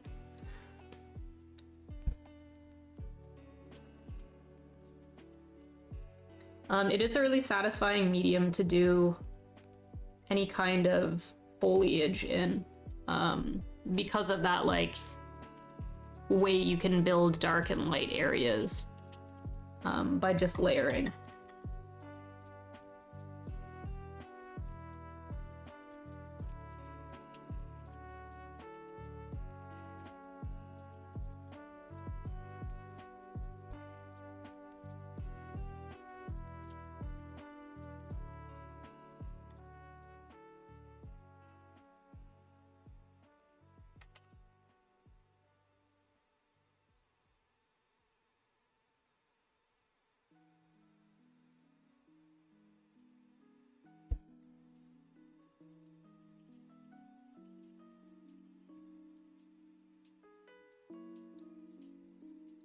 One thing that I really like about gouache, compared to acrylics, and I've never worked with acrylic gouache. This is a traditional gouache which uses gum arabic as its binder, which means like watercolors it can rehydrate. They make gouache that's acrylic based, which sets just like acrylic paints do. And then you can't like mix on the canvas because you can't rehydrate stuff. But anyway, one of the things that I really like about working with it is that you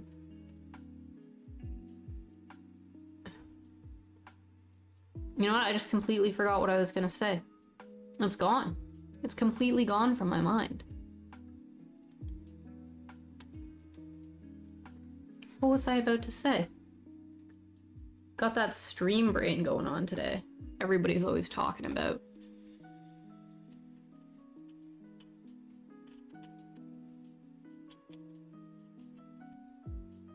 What on earth was I going to say? Oh, this is gonna bother me now.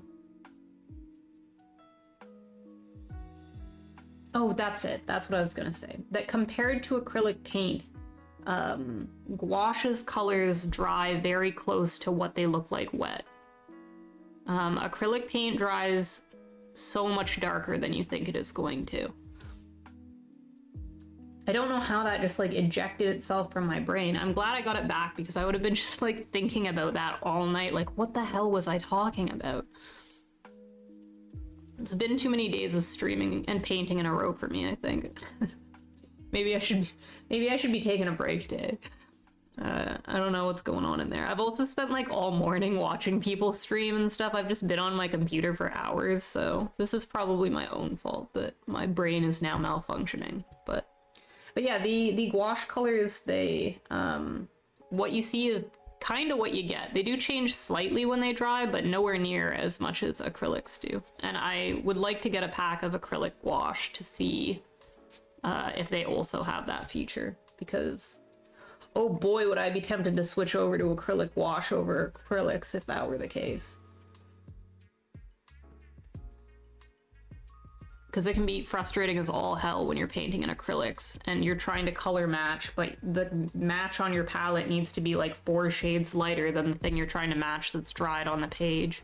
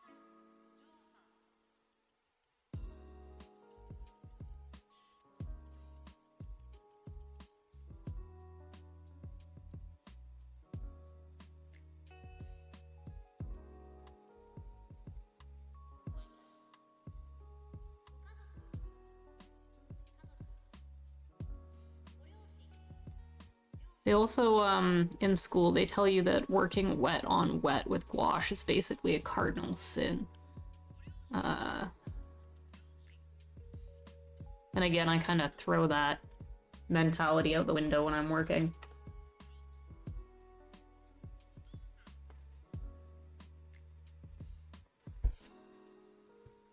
But these last couple of pieces that we've done in gouache, I think I'm probably learning things doing them, but I have not been as satisfied with my end paintings as I usually would be, I think, if I was working in acrylics. So we'll see how long I last before I go running back into the arms of acrylics.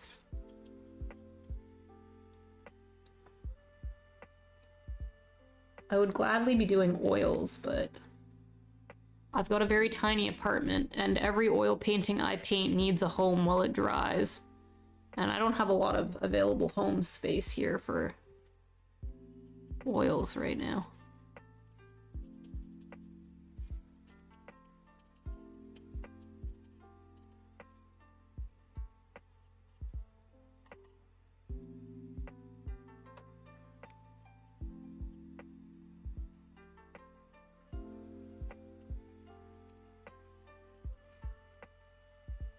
Realistically, I'm probably fussing with this bush more than I should be. Said we were gonna go vague on this one, so I'm gonna put the little red guys in the top and then stop poking it. I swear. I know I say that a lot, and then I continue poking it. But I really mean it.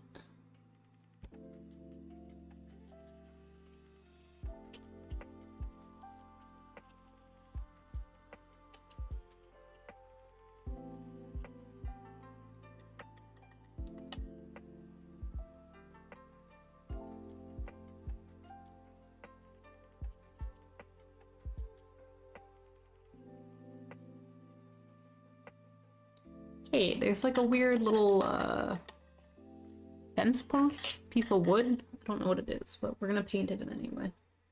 We could just leave it out, but...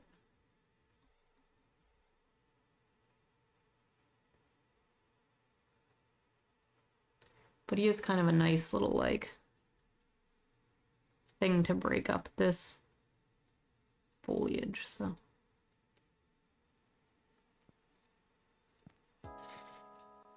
We're putting them in.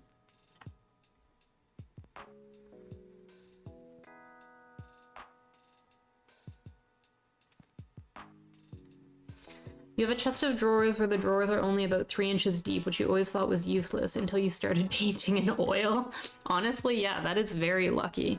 That, having one of those, like, nice, paint storage boxes that you can, like, just tuck them away in would be really handy. But I have a really small apartment, and I don't have any square footage to dedicate to, like, any kind of a storage unit. I'm painting Badly, who I don't know if any of you guys know on Twitch. He sent me a link to a like unit that you can attach to the ceiling that you can like hang your canvases on. And I might make that and screw it into the ceilings here so that I can start doing oils again. Oh, hey, Mountain Meat, welcome in. Half fox and half girl, it's Fox Girl. That's right. We're half fox, we're half girl, we're half Filipino, we're half Canadian. That makes 2 holes.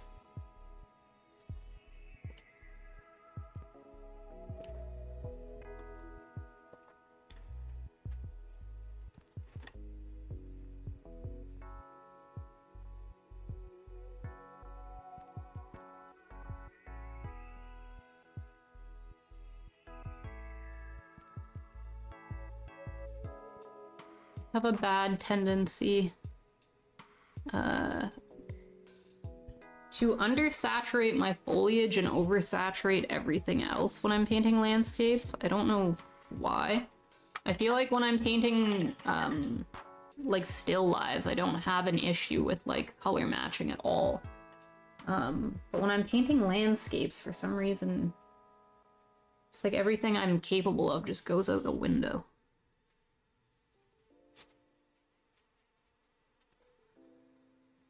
Okay, see, that was an example. I don't even know if you guys can see that on camera, but that is an example of an area where I should have waited for the gouache to dry before I started putting more layers on it.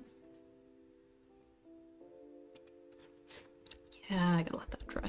You can see through gouache really easily if you touch it when the under layer is wet. If it's still completely wet, then you can mix them in together, but if it's only partially wet, then it'll have rehydrated everything underneath it, and then when you go to poke it, the entire thing just kind of like falls off the canvas or the paper. That's what just happened to me.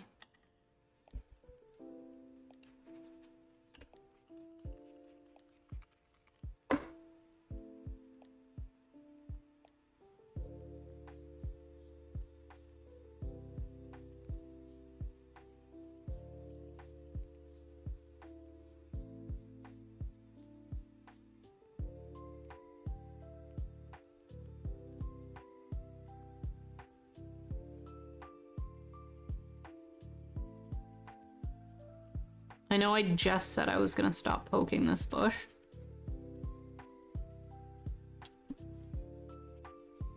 Okay, we're actually gonna stop now. 2 holes and a painting, a hobbit hole. That makes 3 holes. That means we're up to 3 holes. That's a lot of holes.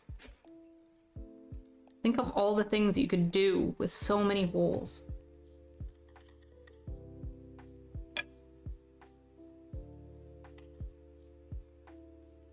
Better not be thinking dirty things. That's what you're thinking, get your mind out of the gutter. That's not the kind of holes we're talking about, guys. Behave.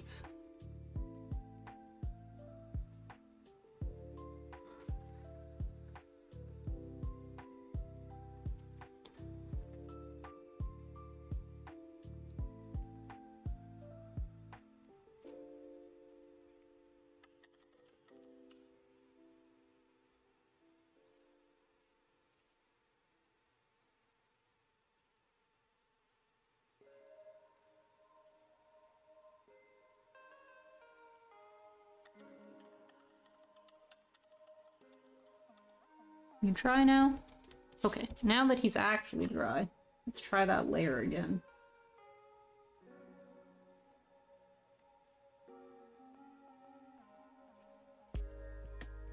The palette cam really does expose me for the chaotic way in which I color mix.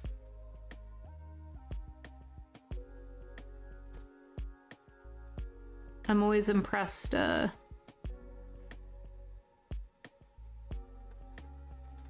other artists that I watch on Twitch, they make really like decisive decisions with their mixing.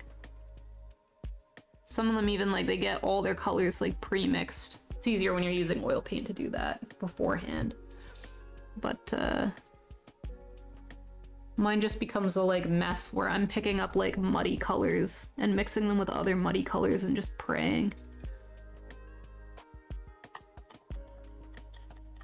You guys are clean stream. Squeaky, absolutely squeaky clean.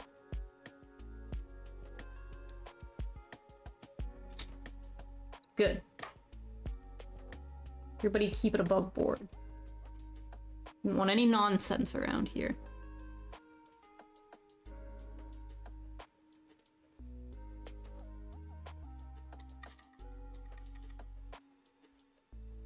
The highlight probably looks extremely bright right now, but I'm gonna go over top of it with the brown. I just find I get a like crisper highlight if I like put basically a white line in first and then I go over the white line of gouache with the actual color afterwards. Kind of tones it down, and then I don't know, the end result just seems a little poppier to me.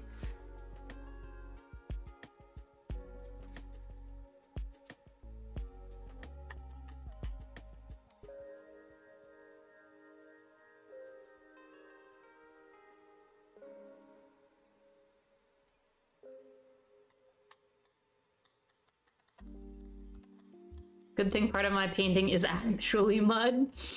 Honestly, the like mud part was kind of the hardest part to paint, and I'm not even that happy with it. It's just like there's all this like textural crap in here, and I don't know how to like get that to come across in gouache in a way that's like both pretty in a brush stroke way and looks like kind of what it looks like. So we settled for this, but I'm not that pleased with it. The colors, yeah, I did actually use a lot of the mismatch of colors that were just laying around to make the mud color though, so honestly, just making sure every painting that you do has a decent portion of mud in it to use up the muddy parts of your palette is honestly a life hack. I highly recommend. Highly recommend the painting of mud.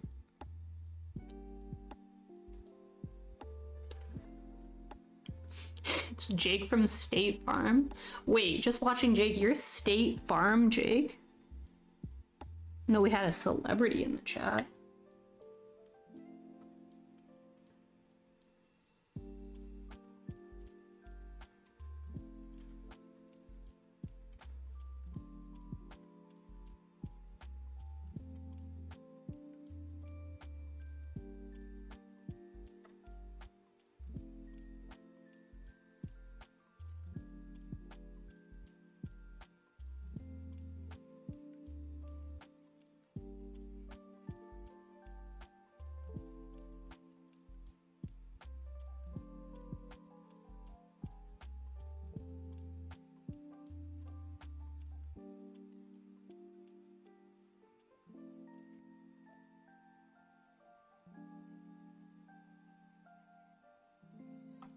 Okay, front bush time. No more fussing about, it's front bush time.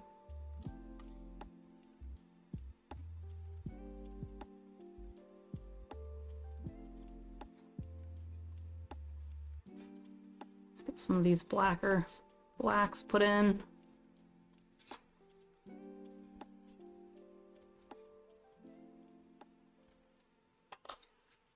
What did I do with my fan? Always keep a fan handy. Then you don't have to sit there and blow on your painting while you're waiting for it to dry. You can drink tea instead. He's wearing khaki pants on the Jake show then. Guess it's a joke I don't get. Must be an American-Canadian thing. State Farm is just a an insurance company that has just incessant commercials. Deeply incessant commercials.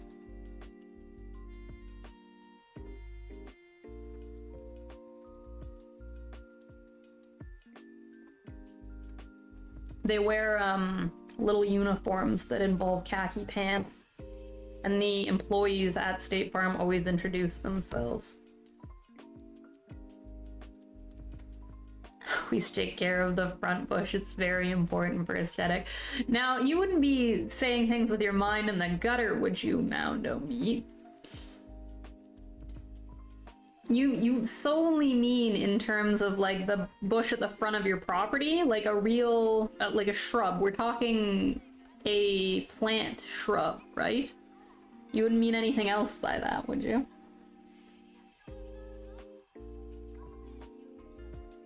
Did I introduce too much mud into the painting and now the mud's gotten into chat and you guys aren't squeaky clean anymore?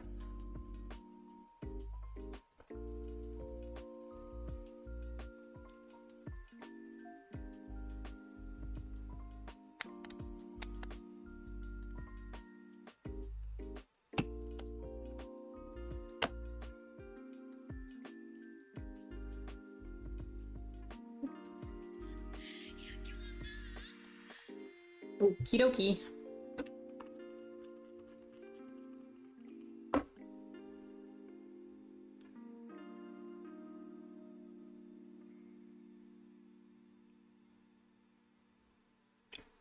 One thing, when I use acrylics, I have recently started using a wet palette instead of just a regular piece of palette paper when I paint, and I kind of miss it. I'm having to rehydrate this gouache a lot. And I don't actually know, I'm gonna have to look it up if you can use a wet palette with gouache or if it's like too much moisture for the gouache. Because if I can use a wet palette, I'm switching to my wet palette for the next gouache painting, because having to spray this down so often is kind of a pain in the ass. No, never shrubs and gardens flowers. Yeah, you say so. That's the age-old adage, right? That your front bush in your yard, your front shrub, is the most important one to take care of. Keep it cleaned up.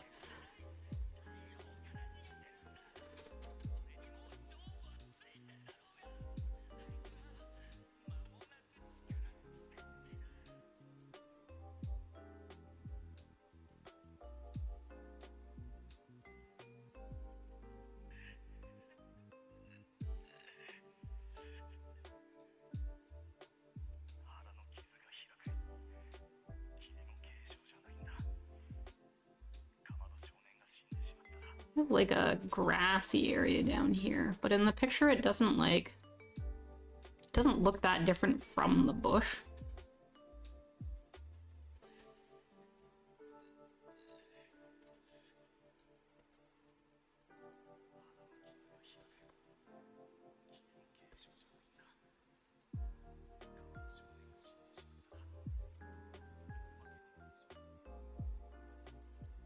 Might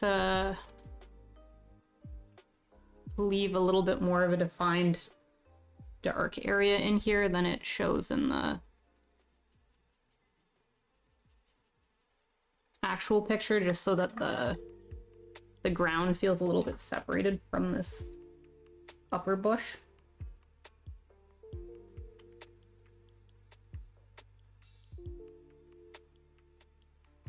It's actually a good question. Front shrub ties the house together so all the neighbors know you're neat and clean.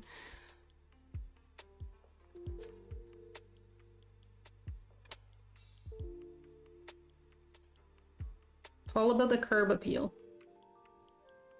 You want people to know from the street that your bushes are tidy.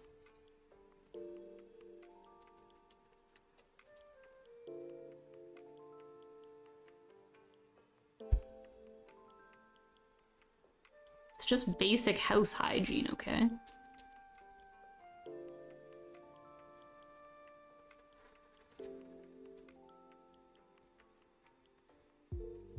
Yeah, so I'm both going to leave more of a black area down here, and I'm also going to try and make a couple of these strokes kind of like arcing upwards, just so that it feels like this is, like I said, a separate thing from the grass underneath it.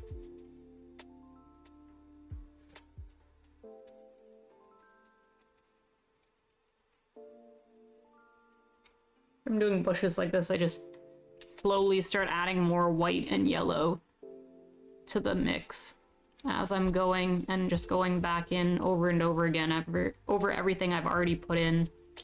Just trying to slowly bring all the highlights up.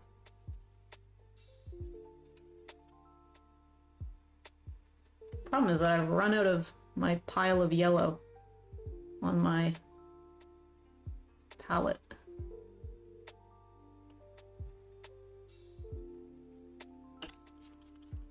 Try and rehydrate this orange block a bit. It'll do. A normal person would just get out, you know, some more yellow paint, but if I do that one, I can struggle instead.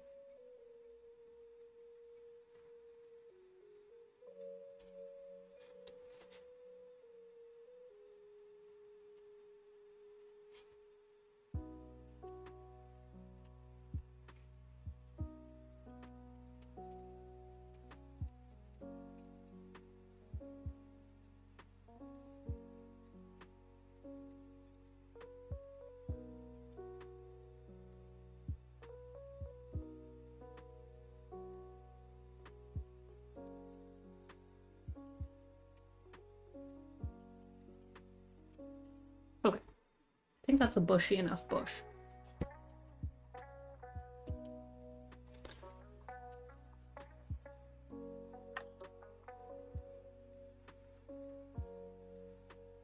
The struggle makes it real. The struggle always makes it real.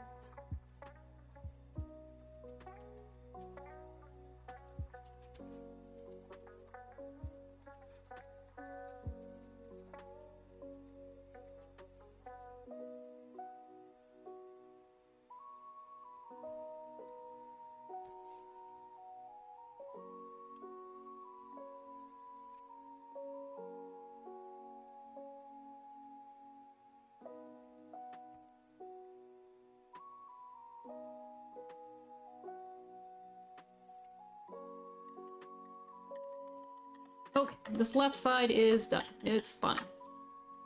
We are happy enough with that. Now we have to make sense out of the hellscape that is the rest of this foliage. So, I guess the smartest way to always do things is to work in the background towards the foreground. So I guess we're going to figure out this lovely heap right here. Which, if I'm looking at the picture, there's kind of like 3-ish distinct little guys. Let's figure this out with some paint, I guess. There's kind of a guy who lives here, who is like a pokey, kind of olive green, got really dark interior, so that guy's gonna go there. And then there's this guy who lives kind of in like a triangle up here. And he's got like little branches that are gonna go out all over the place upwards. And then in the front here, this area is all covered by like a big triangular tree guy. Kind of fits in this like pointy shape like this. So we're gonna do these back two first, and then this front one. And this guy has a very dark underlayer. I would say much darker than the other two do. So we're gonna put black in there for his underlayer.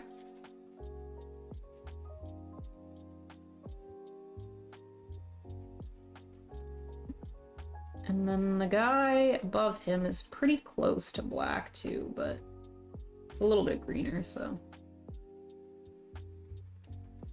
make a very dark green to cut in there.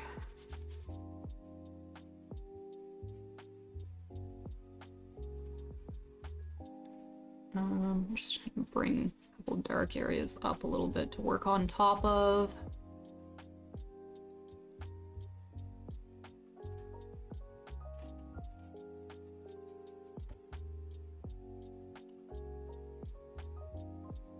Why are they all guys? I don't know. They're just little guys.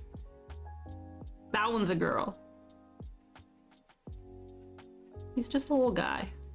He's just a little bush guy. I don't mean guy in a like male sense. I mean guy in a like thing sense. He's just a guy. He's just a little bush guy.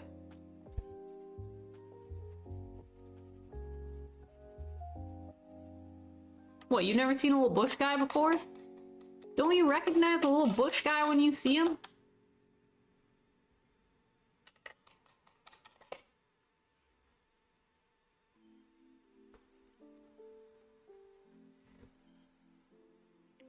Okay, so the main difference between these two guys is this one has very tiny leaves compared to this one, and this one is a lot browner, like an olivey tone, whereas this one's like a truer green. So, because we're doing the left one first, I am just going to cave and put some more yellow on my palette. Get in there. We don't need a lot of it, but... And then we just need to mix up something that's a little olivey toned. So we'll take a bunch of brown, a bunch of yellow. Honestly, I should probably get more green. The like remnants of this like green that live in this corner that I've been dipping into are kind of a nightmare.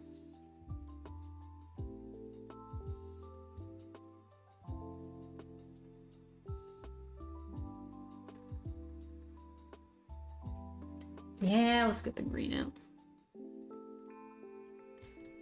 Yeah, they always have bush guy name tags. That's right. If you get the magnifying glass out, you can find the little name tag on every single one that just says bush guy.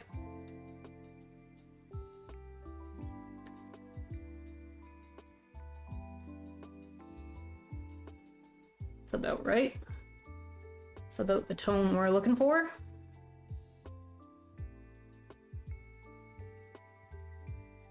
Just trying to create a little pile of it and get some of it off this brush I used to mix. And because he's got such tiny foliage, we're gonna use this stupid little itsy bitsy tiny brush to stick them on there. In fact, we probably could have gone one size down. We will for the highlights.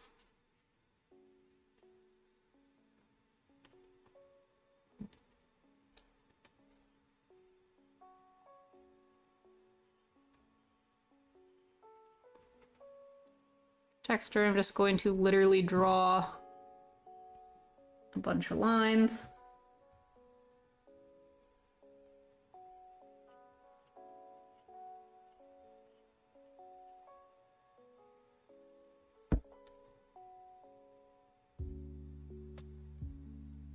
And then there's kind of dark areas at the front that are really visible through.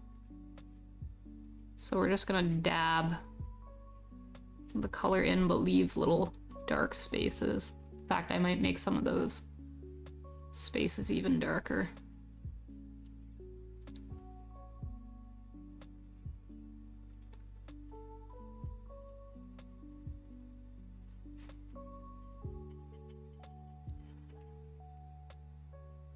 I always try and bring stuff out like a little bit further than you need to when you know you're going to be layering other foliage on top of it, because sometimes you end up leaving like too big of spaces and then you have to make really awkward decisions with the plants you put on top, because you've left like too big of an area uncovered, and so you have to cover that area so you can make things kind of like too fat or too you just end up needing to work thicker on the front plant than you would need to if you had just like filled the background in with the background guy. So thicken up your background guys, everybody. Thicken them up.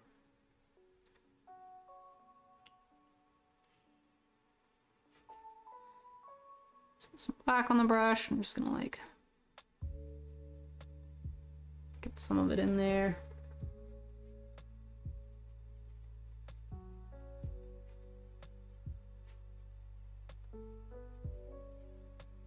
So you're gonna make them some pie? That's right. Fatten them up. Do bushes like pie? Is that their favorite food? The fastest way to thicken up a bush?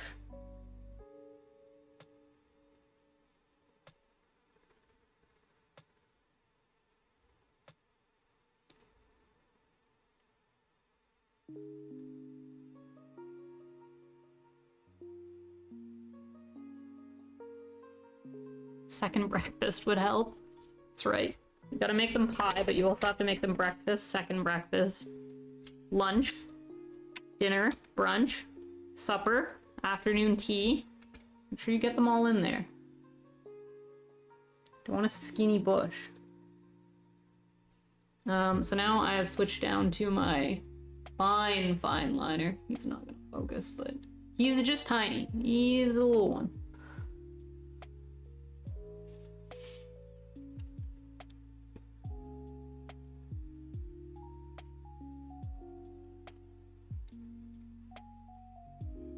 We're gonna do, in true Fox Girl fashion, a bunch of mindless poking in tiny detail that is vaguely unnecessary. But what are you gonna do? Stop me? You can't stop me.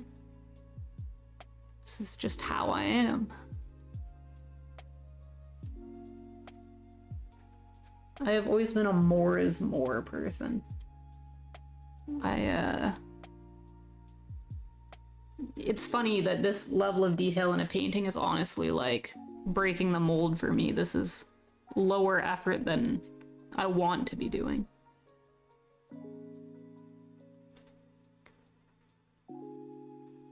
Who knows? Maybe if I keep at it, like a year from now, I'll be painting like really abstract, like line-based pictures with like just two really big, decisive brush strokes. And that's it. And I'll be loving it.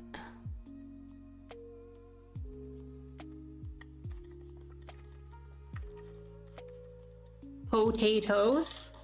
You know, you can boil them, mash them, stick them in a stew.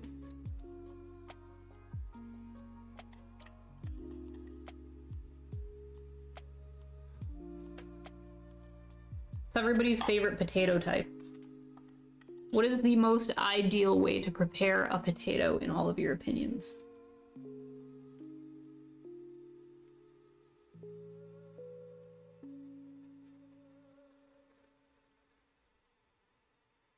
And just know that there are no wrong answers, because frankly, pretty much every way you can prepare a potato is pretty damn good. Unless you say eat it raw. If you say eat it raw, that's a wrong answer. And you will be shamed for saying so. Publicly shamed.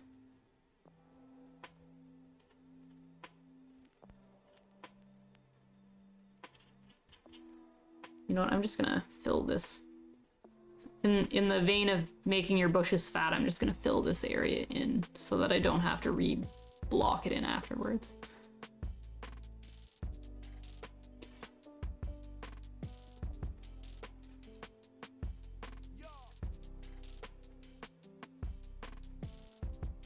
Scalloped? Scalloped is pretty goated, honestly. The problem with scalloped is that, like, it's kind of a pain in the ass to prepare. It's, like, worth the hype once, like, it's made, but you gotta, like, get a mandolin out, and if you don't have a mandolin, then you have to, like, just get a knife and stand there for a long time, just cutting those, like, thin little slivers of potato. And honestly, that's kind of a nightmare. It's a slight nightmare. Are we talking, like, traditional, just oniony scallop potatoes, or are we talking cheesy scallop potatoes? Because those are two different entities. I like both.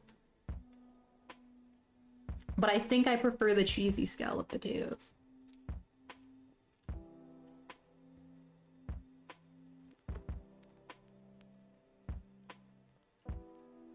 Good news, everyone. We finished our tea before it went cold today. That's a miracle. That's a bloody miracle. What we haven't done is drink any of the large bottle of water that we went to get earlier that we said we were going to drink in the next hour. Probably about an hour ago.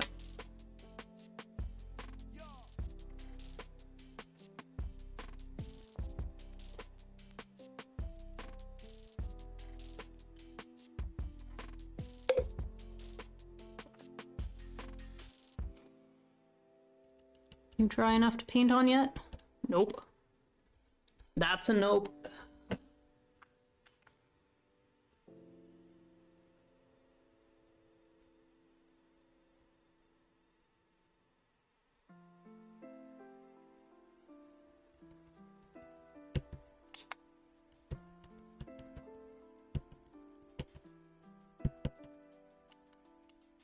That's better.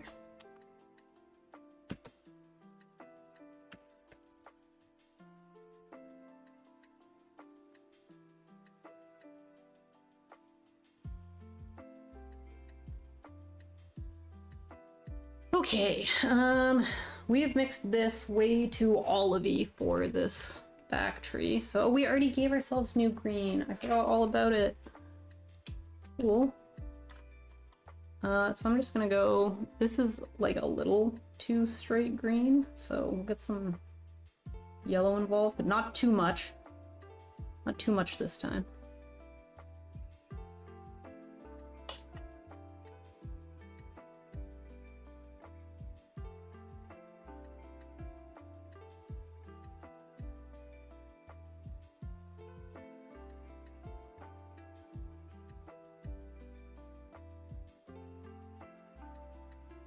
Pretty good, I think.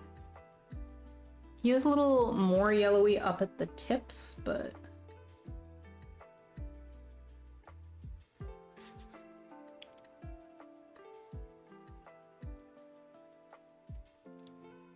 okay, the sky, he comes pretty far out, so we just kind of have to commit to that, even though it feels wrong to.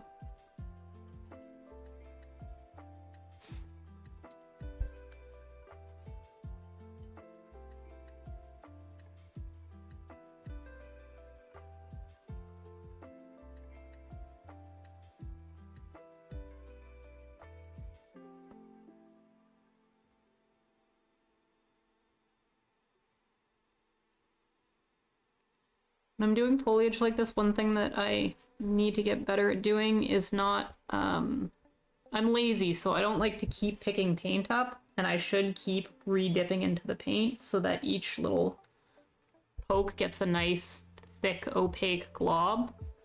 I try and load my brush as best as possible by piling my paint like this.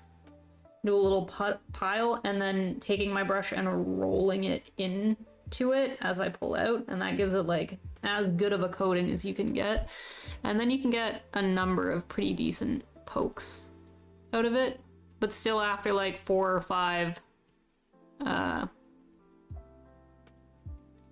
you gotta refill it. I get lazy and then I don't refill it, and then you start poking them on shearer, and then you just make more work for yourself than reloading your brush would have been, so gotta get better at that.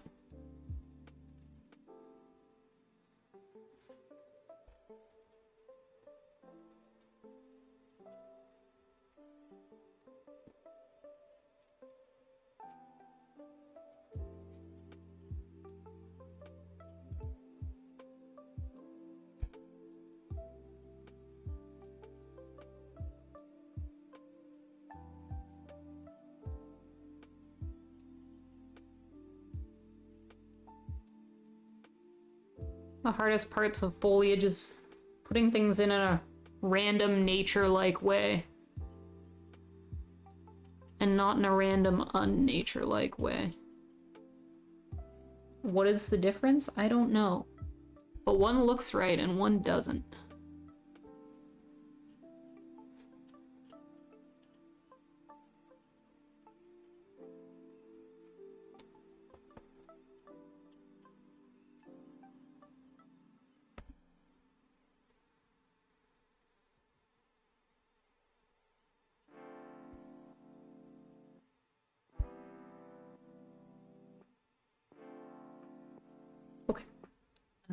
little bit lighter.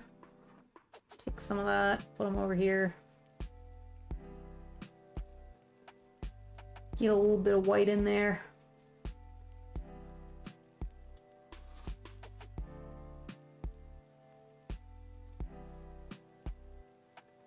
Frankly, get a little bit more yellow in there.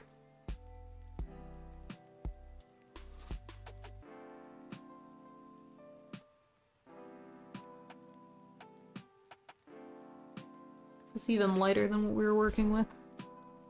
Marginally. By a lot, but by a bit.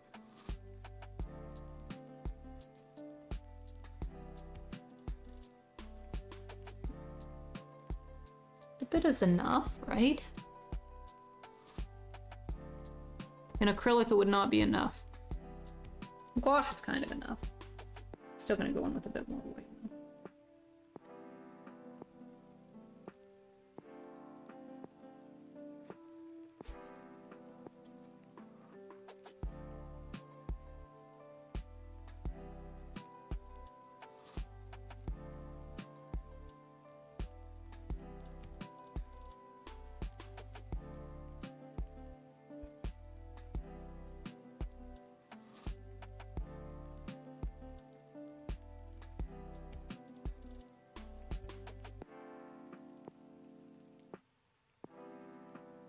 Okay, and then the tips are a lot more yellow, so I'm just gonna grab this light yellowy color from before and just put a couple yellowy tippy tips here and there. Tippy taps, tappy tips.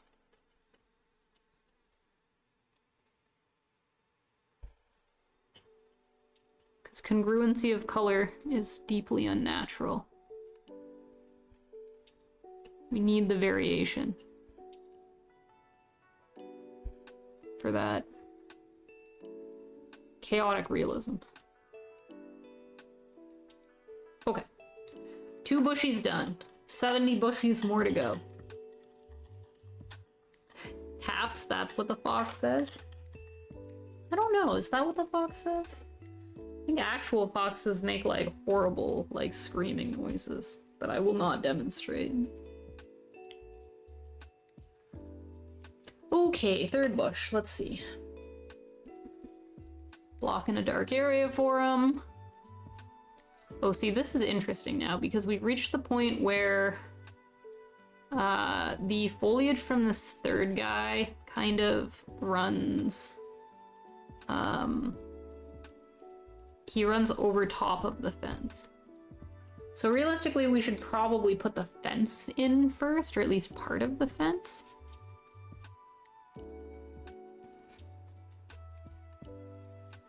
Yeah, we kind of gotta put the fence in. Okay. More black. More black. We're just going to darken the shape. Fence go here. Fence come down like this. We can go basically until this mailbox, so it's like there-ish. Fence shape. Shrub shape. And then we got 2 little shrubbies in the back we can start working on too. So there's one here. And that's a shrub. It's kind of another one that's just in front of it, so shrub, shrub, green mass, flowers. It's big dark splotches. They'll all work their way out in the wash.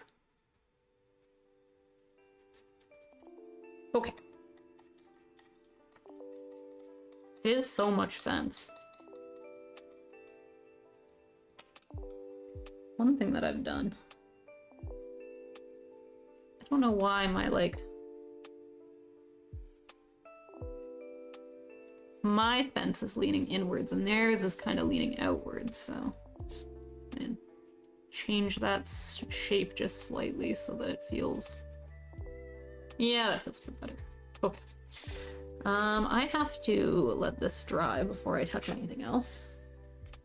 So I'm gonna do a quick BRB, and because I've been drinking so many liquids, go for a wee pee. A wee, if you will.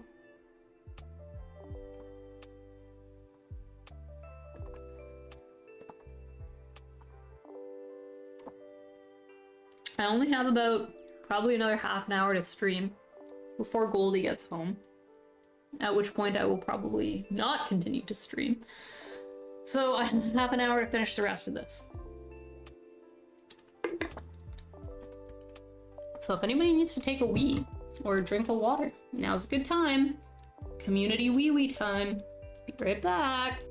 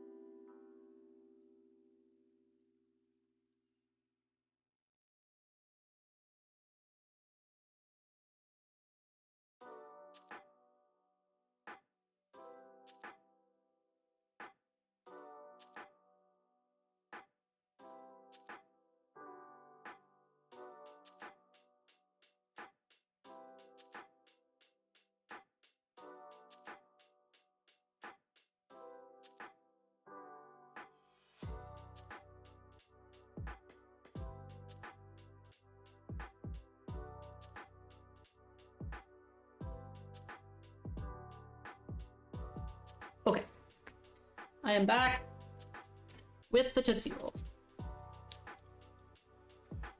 Man, we didn't take long enough to pee. This isn't even dry yet. I'm gonna have to nurse the Tootsie Roll. I know Tootsie Rolls are kind of a, like, divisive candy, but I like them.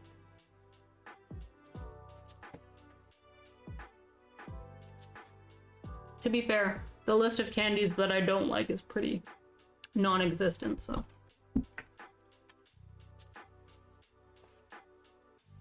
Just a big fan of candy.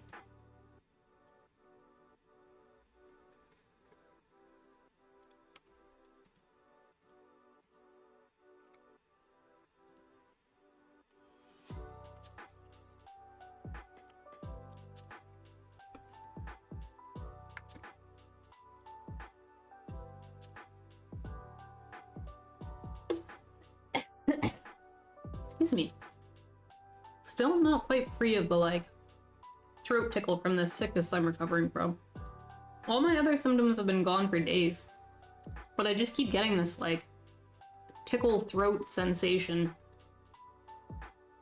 Better not last that much longer. I'm getting real tired of it.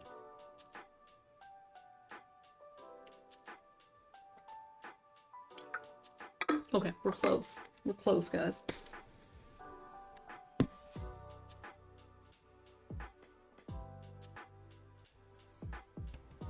Okay, it's dry enough. He's dry enough. Make it work. This front one isn't that different of a color than the back one is. I would say he's like slightly bluer. Oh right, we can't do him first. We have to do the back two and the fence.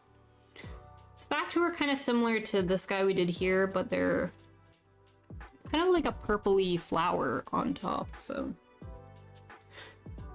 I'm just going to grab, doesn't really matter. Should probably be prioritizing speed over trying to replicate it, so I'm just gonna grab this green. And we will put these bushes in.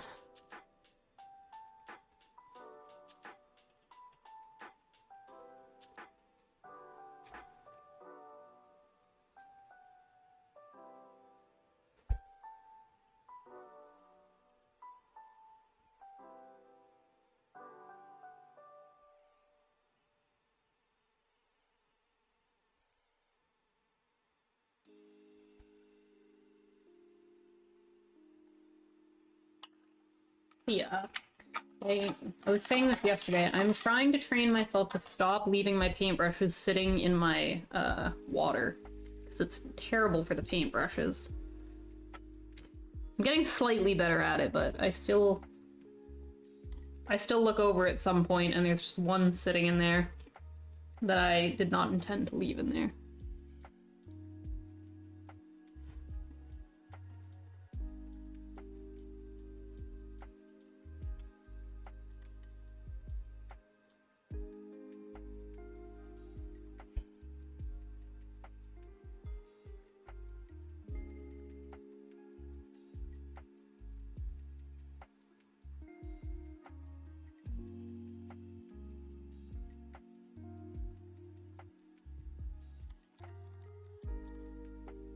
I need a little purple, but I have no blue really left on this palette, save for this one pathetic block up in this corner. Come here, little blue block. I need to borrow a small amount of your pigment. By borrow, I mean take, because I have no intent to return it.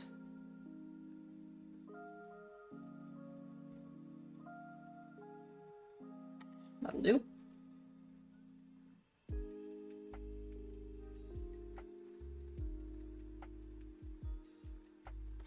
Little pinky color. Oh, couple flowers on there.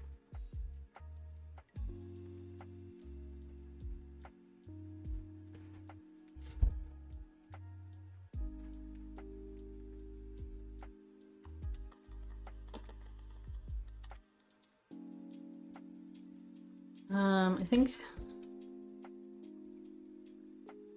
black on this should come down a little bit more. So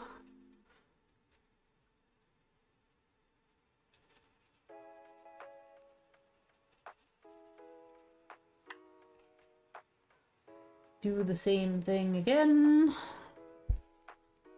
Should I be doing this wet on wet? No, no, I should not. Will it stop me? No. No, it will not.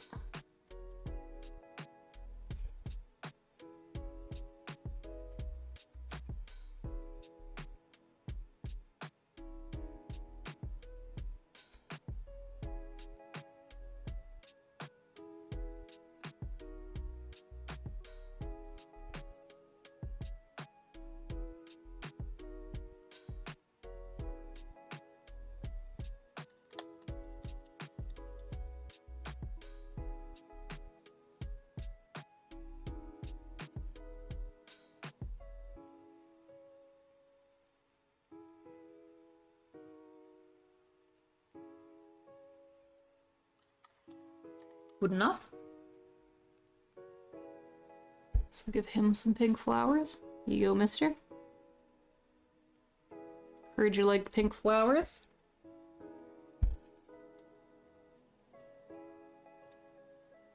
Promise I didn't get them discount at the grocery store post Valentine's Day.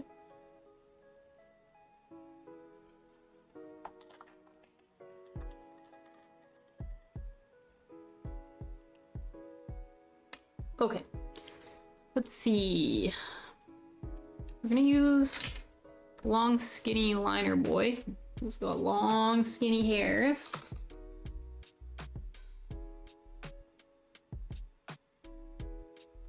And we need a fence color. How does miscellaneous mud from the palette sound?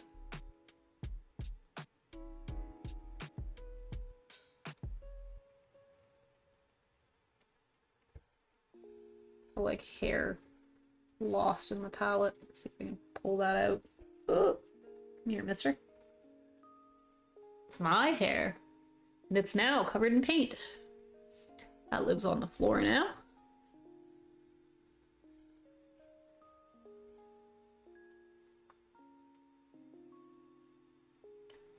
Probably use a commitment to put some more paint on the palette for this. Or at least, let's get a bigger brush here and see if we can't corral a bunch of this pigment together. It's dual purpose. We're both cleaning the palette and gathering its sweet, sweet offshoots.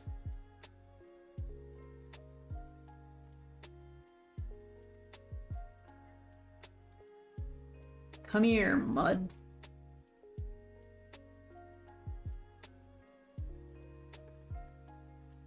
Into the corner with you.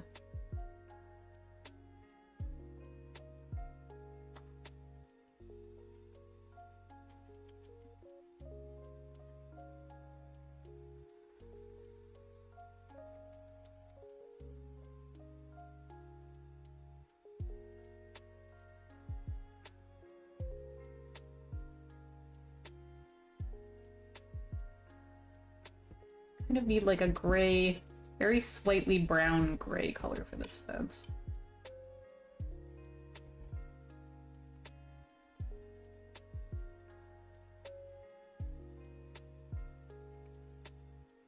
Good with that.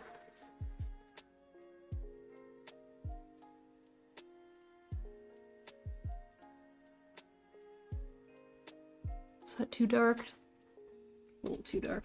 Give it some more white.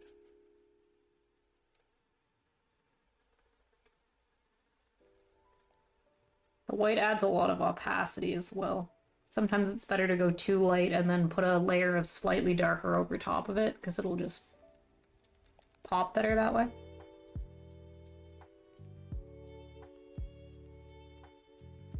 Okay. We have corralled our color.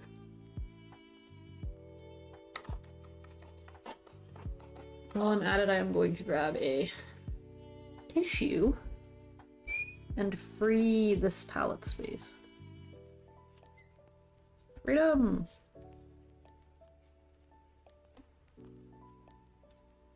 Yippee!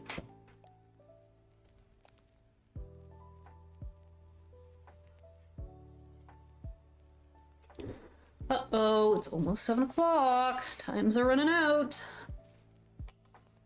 Now what did I do with that liner brush I was gonna use? Here she is.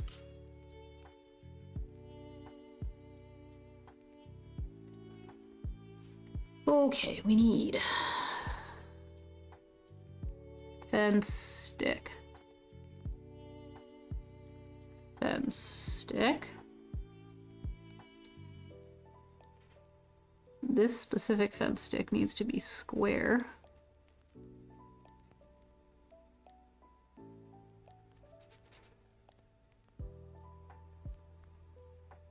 So it's thicker than the other guy.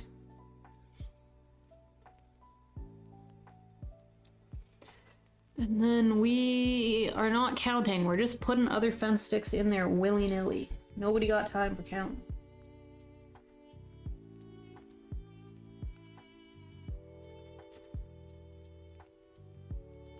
Fence.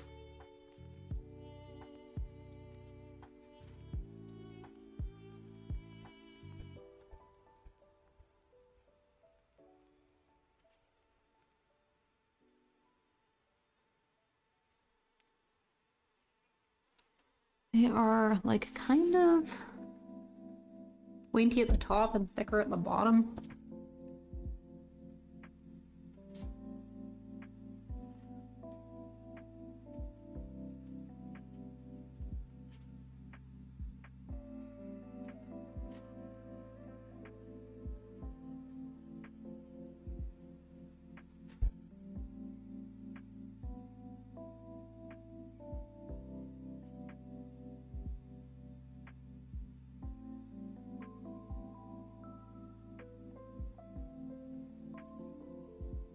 Get them in there.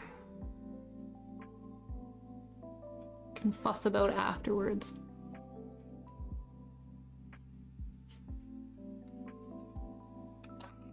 Okay. Lines are in. Get the other small brush we use and just make the tops look more like fence tops. A lot of it gets covered by this like bush anyway, so it doesn't hugely matter, but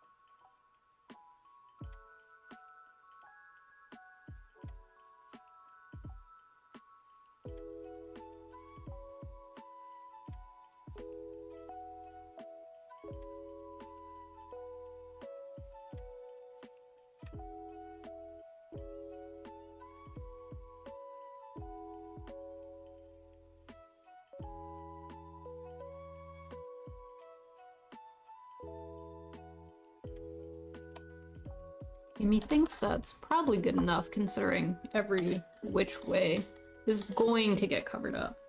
It's gonna get covered up. So we'll let that dry. We will put the bushies on top and in front of him. You can always poke him later if he needs poking. I do kind of want more pigment on this last fence.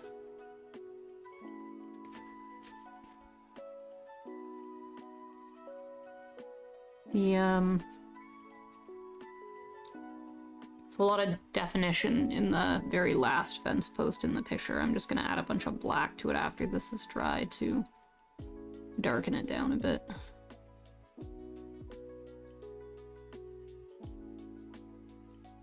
Like I said, this will all kind of disappear underneath the bushes anyway, so.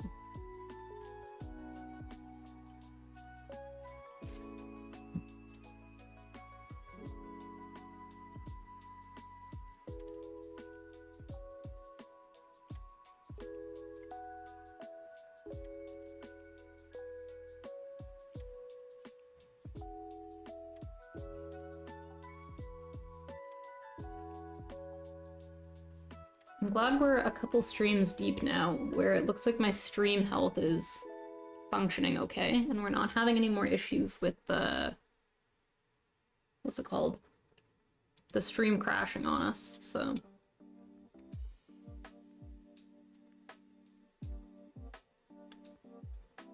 The tides have turned.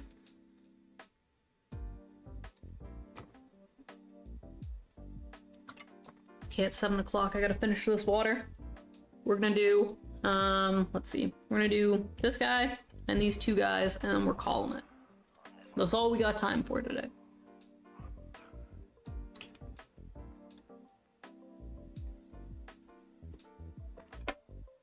We don't have time for any more guys. No more guys. I don't want to see any more guys for the rest of the day.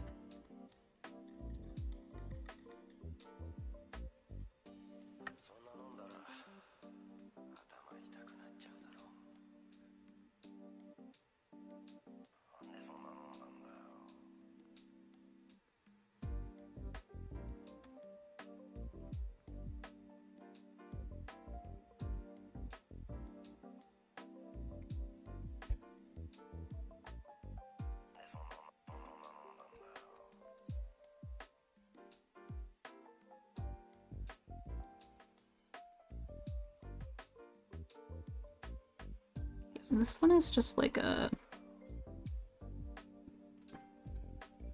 It's just like a little... chlorophyll-y green guy with no flowers, just green. And in front of him, there's not a lot of foliage, but there is a lot of pink flower.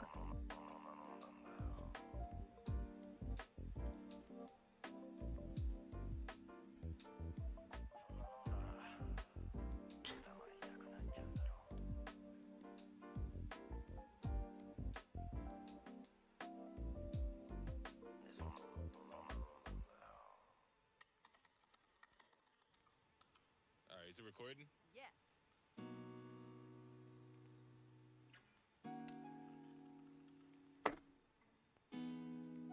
Spray bottle is literally running out of water with the last couple sprays we're gonna get in before we quit.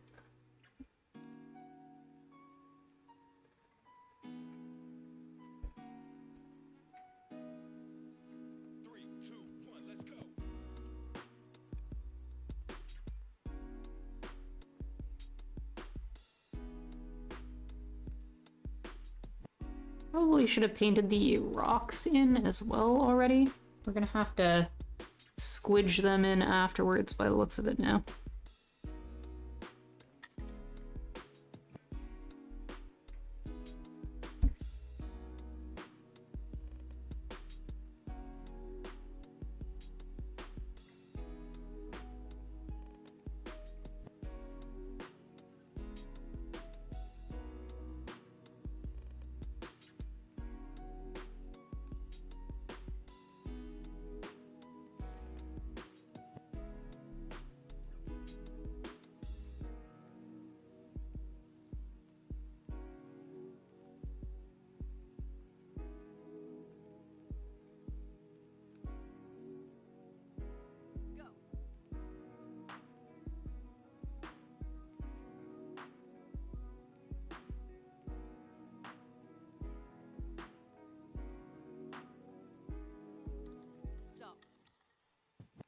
use our fence gray to put a couple of these rocks in.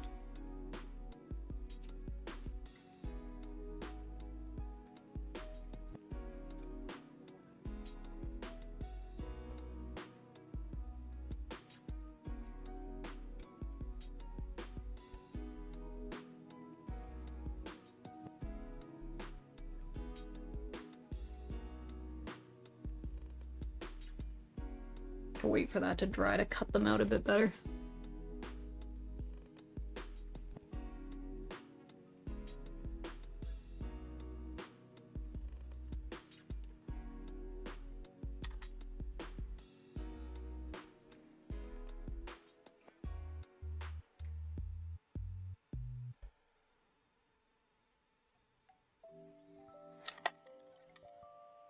Pink.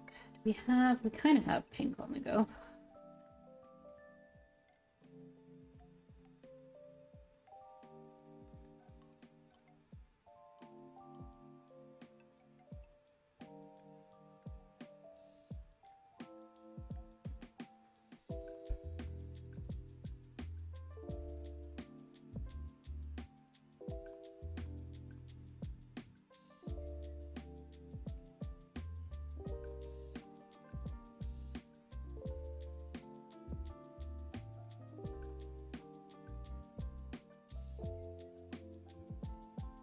I could not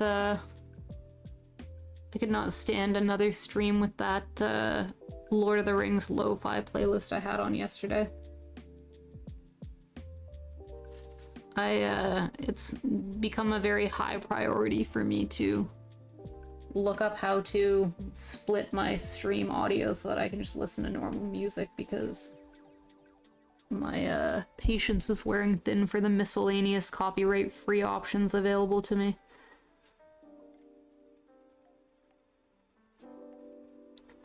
That Lord of the Rings one really grinded my gears.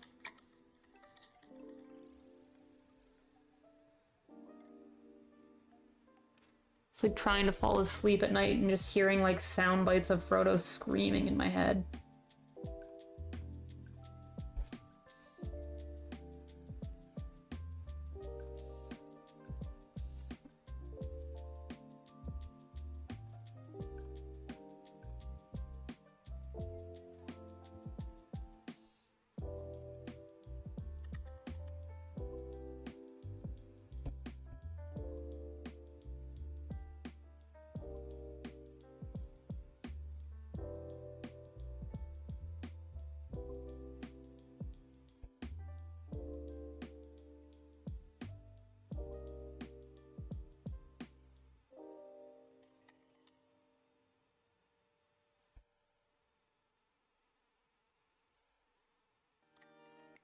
Okie-dokie. Get our bigger brush and get this last guy popped in there. Quick like a bunny.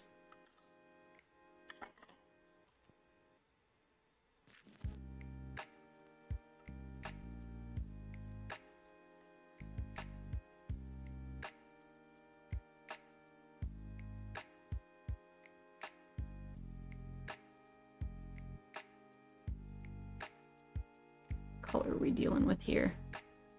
Kind of like a true green. He's got a bit of blue in him.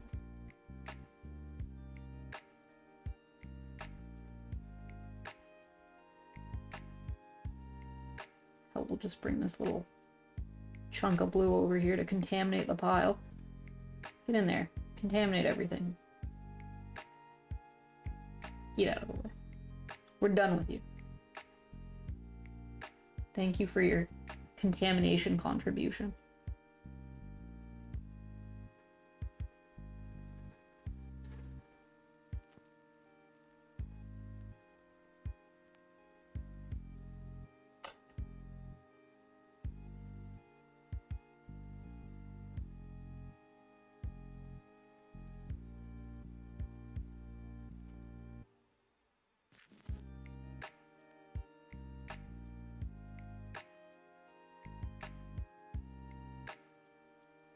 Okay.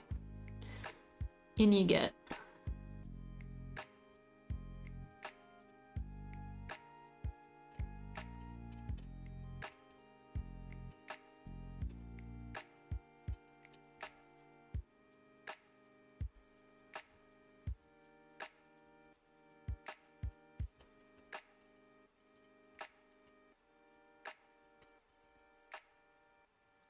honestly a little too green of a base. But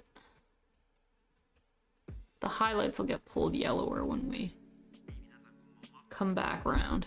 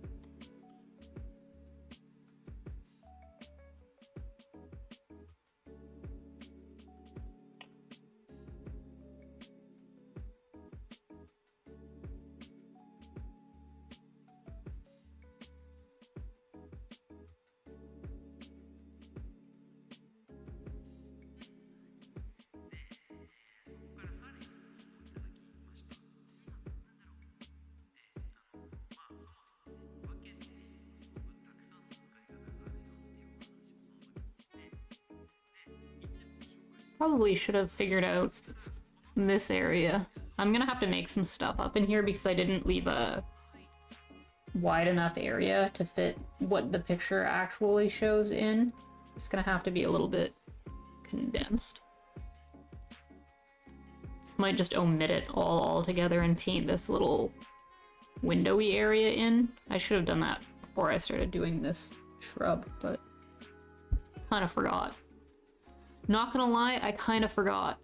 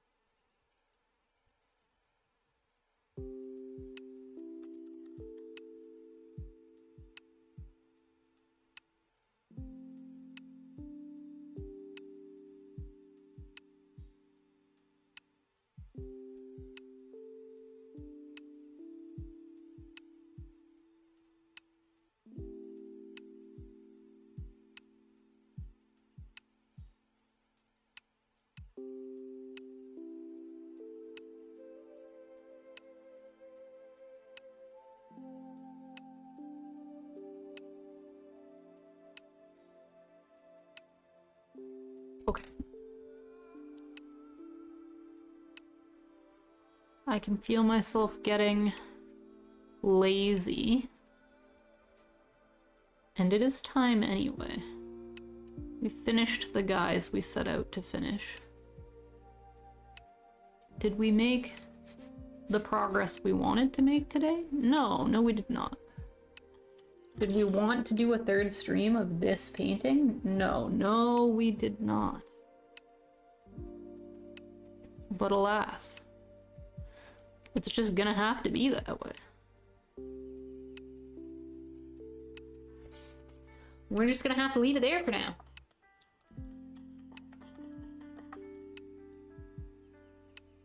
And at some point we'll come back with a clean palette and fresh paint. And we'll figure it all out. Or maybe I'll get sneaky and work on it a bunch off stream, and then you'll never see it again. I'll just finish it and not post it anywhere because I won't be happy with it and it'll just disappear into the void. No, I promise I'll at least post it if I finish it off stream, but I think I've got one more stream's worth of stuff to fiddle with in the front garden of this, so I will come back and finish it in stream, probably in a couple days. What day is it today? Friday? Ooh, okay. I don't know. I'm probably gonna take tomorrow off because I've been streaming a lot and I need a break. So I'll probably be back, if not tomorrow, then maybe on Sunday. If not Sunday, then definitely Monday, because Tuesday Starting Tuesday the 25th, I will be gone for an entire week. I have friends coming and I can't stream while they're staying here, so I'll be missing from the 25th until the 3rd. And then I'll be back in March, hopefully streaming a lot in March. So catch me probably Monday would be the most likely of days that I'll be back. And if you don't see me, then catch me whenever you find me. Thank you guys for hanging out, just watching Jake. If you think it's brilliant so far, that's really sweet of you. I don't know yet, but we're working on it. We're getting places, so hopefully you can see some more of it. And yeah, it was nice to meet you as well. The internet meeting, the Twitch meeting, as it were. It's always nice to hang out with people that we all live in the same spheres. We all start popping up in the same different people's chats, so it's always nice to get to know all of the people I'm co-chatting with in people's stream, like Kells or like I'm Painting Badly. Those two are probably my two most watched other art streamers, but there's a good community out here, so I'm happy to meet all you guys. So thank you guys for sticking around so much. I really appreciate it. I appreciate you guys, and I hope if I don't see you, everybody has a really, really nice weekend. All right. Have a good night, everybody. Bye.